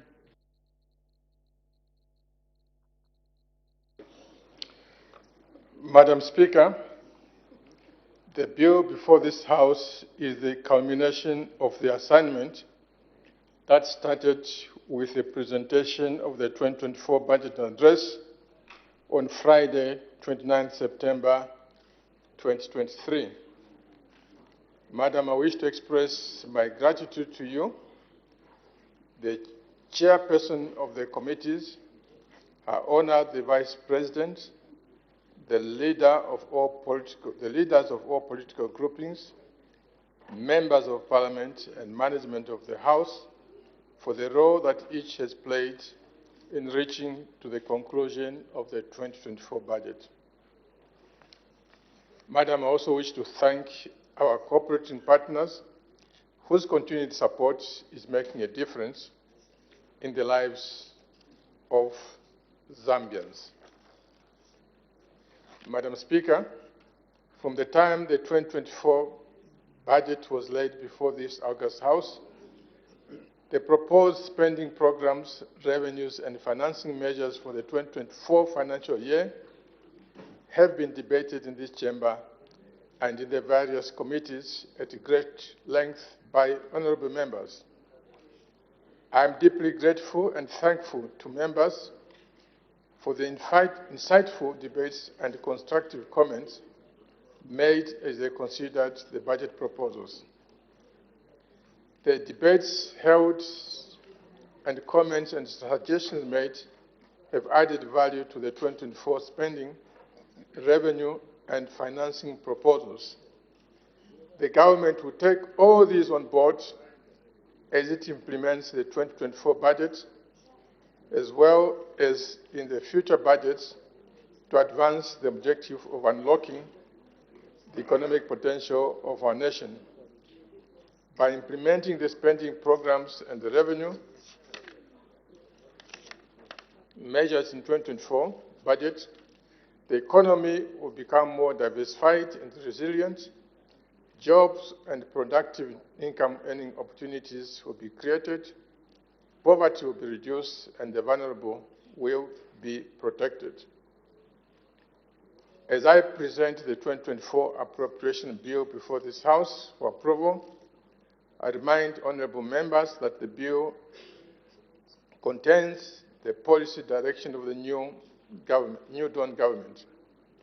This policy direction is predicted on well-designed and practical measures to transform the Zambian economy through implementing the CASIP and reviving the mines on the Copper Belt through increasing domestic and international tourism activity to above the pre-COVID levels. Madam Speaker, as we retire now to our constituencies, Once again, I want to thank all honorable members. And I want to say, Madam Speaker, that this government is pushing very hard.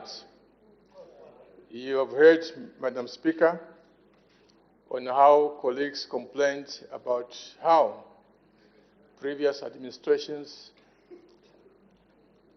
I think the specific word used was that, what's the word, ignored or neglected.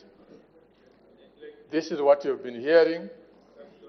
You have heard of roads, 1 kilometer of roads that were just started for the purpose of winning a by-election. And immediately the by-election was won, machines were demobilized. Madam Speaker, it has taken a long time, 2 or 3 years, of this administration demonstrating that it means what it says. When the administration says we will release so much money for the roads, that money is released. When the administration, Madam Speaker, contrary to what people used to think, when they say we are going to hire so many teachers, it does not end by empty promises. The teachers get hired and they get paid. When the administration says we are going to send money in the rural areas so that our children sit on desks, so that we construct classrooms, so that we do clinics, we do boreholes, the money is delivered. So, Madam Speaker, through you, I want to tell the nation that under this administration, the great people of this country are in good hands, delivering on what we promise. Madam Speaker, I want to thank you.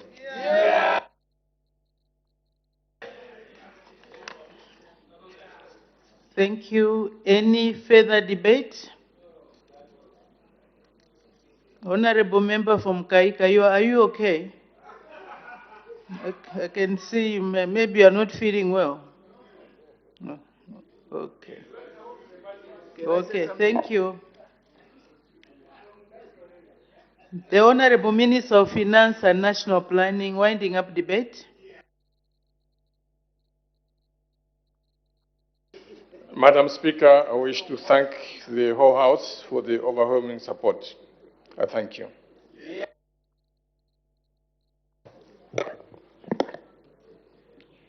I put the question. The question is that the bill be now read a second time. As many as are of that opinion say aye. Aye. Of the contrary say no. I think the ayes have it. The ayes have it. The question is resolved in the affirmative. Let the bill be now read a second time. The Appropriation Bill, National Assembly Bill number 32 of 2023. Committee stage to be taken when? Now, Madam Speaker. Committee stage to be taken now. The House will now resolve into committee.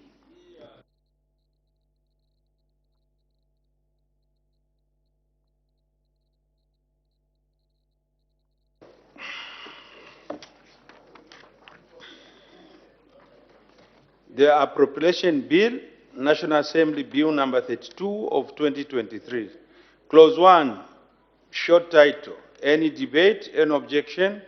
Clause 1 is agreed to.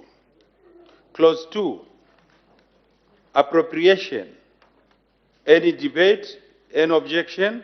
Clause 2 is agreed to. Schedule on page 4. Any debate, any objection? Schedule on page 4 is agreed to. Schedule on page 5. Any debate, any objection? Schedule on page 5 is agreed to. Schedule on page 6. Any debate, any objection? Schedule on page 6 is agreed to. Schedule on page 7. Any debate, any objection? Schedule on page 7 is agreed to. Schedule on page 9. Any debate, any objection? Schedule on page 8 is agreed to. Schedule on page 9. Any debate, any objection? Schedule on page 9 is agreed to. Schedule on page 10. Any debate, any objection? Schedule on page 10 is agreed to. Schedule on page 11. Any debate, any objection? Schedule on page 11 is agreed to. Schedule on page 12. Any debate, any objection? Schedule on page 12 is agreed to. Long title. Any debate, any objection? Long title is agreed to. The bill will be reported to the House as having passed through the committee without amendment.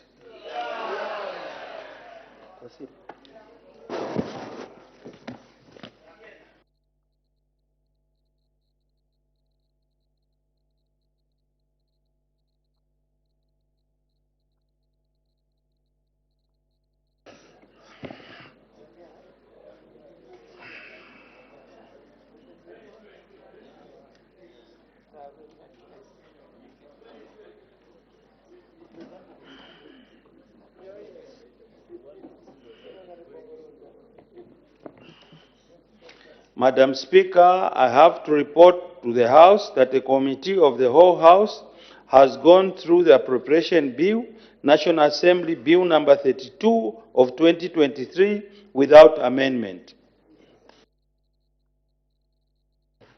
Thank you. Day for third reading. Now, Madam Speaker. Third reading of the bill to be taken now. The Honorable Minister of Finance and National Planning. Madam, I beg to move that the bill be now read the third time. The question is that the bill be now read the third time. Any debate? Any objection? The question is agreed to. Let the bill be read the third time. The Appropriation Bill, National Assembly Bill number 32 of 2023.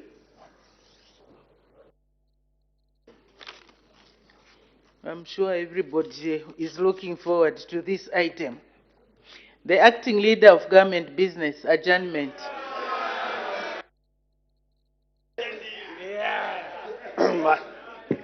Madam Speaker, I beg to move that the House now do adjourn until tomorrow.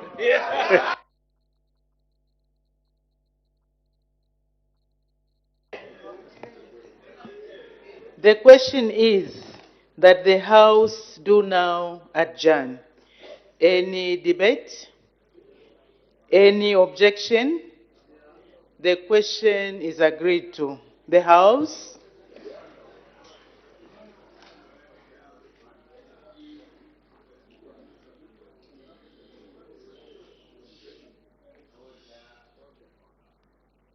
Is now adjourned.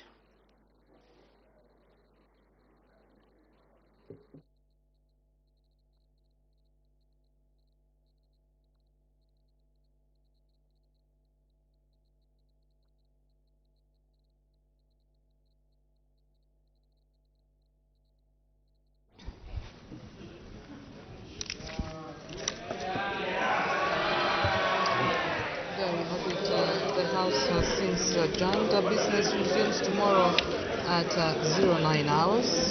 Time now to look at what has been considered on the floor of the House starting at 14 hours.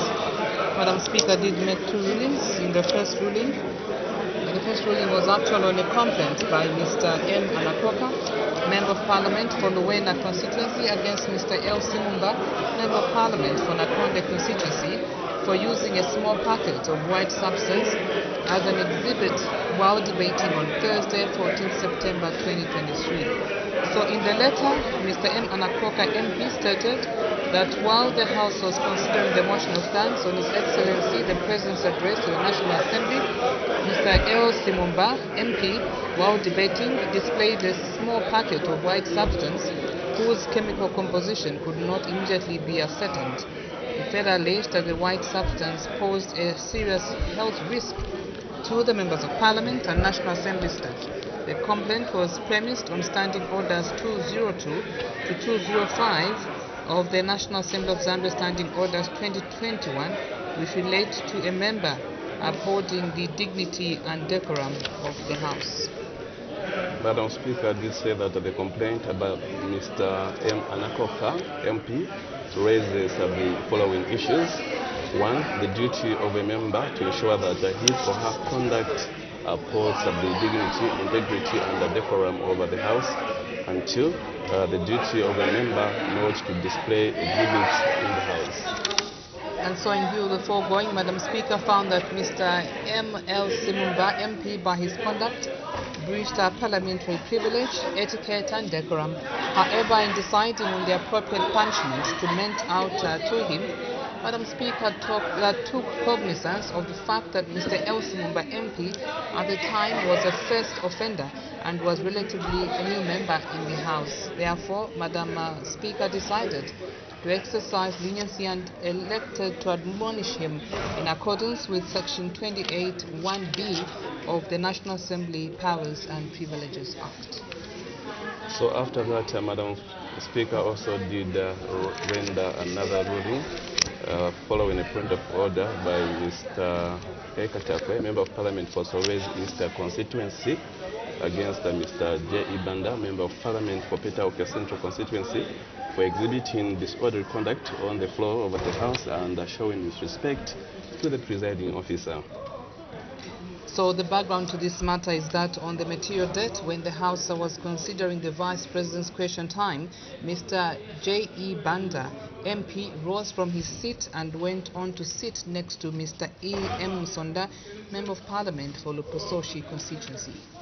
So subsequently, Madam Speaker did order Mr. J. Banda, MP, to return to his seat because he had been walking about, greeting people and giving his back to the presiding officer. While walking to his seat, he pointed at the members on the right and continued walking slowly to his seat. At that point, Madam Speaker did order Mr. J. Ibanda, MP, to leave the House.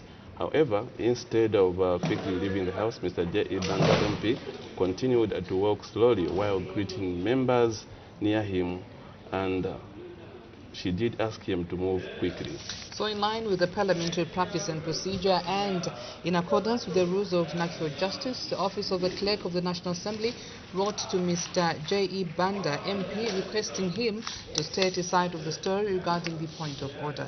In his response, Mr. J.E. Banda, Member of Parliament, stated that despite the allegation that he had exhibited disorderly conduct on the floor of the House and showed disrespect to the presiding officer, the letter did not disclose what amounted to disorderly conduct and showing disrespect to the presiding officer.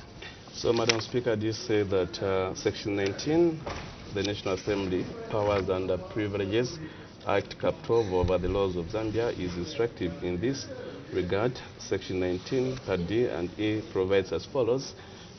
Any person shall be guilty of an offense who shows disrespect in speech or manner towards the Speaker or commits any other act of intentional disrespect to or with a reference to the proceedings of the Assembly or a committee of Assembly or to any person presiding at such proceedings. And so, Madam Speaker addressed Mr. J.E. Banda with regard to his conduct in the House. Madam Speaker stated that it is therefore unacceptable for Mr. Banda to perpetrate behavior that borders on breach of parliamentary etiquette and decorum of the House.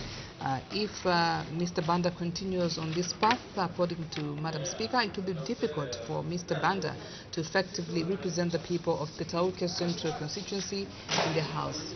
It is, Madam Speaker, sincere hope that Mr. Banda will consider Madam Speaker's counsel and reflect seriously on his responsibilities to the House as an honourable member. So that's just a brief of the ruling that was delivered by Madam Speaker. So, Madam Speaker also did inform the House that the BF Suma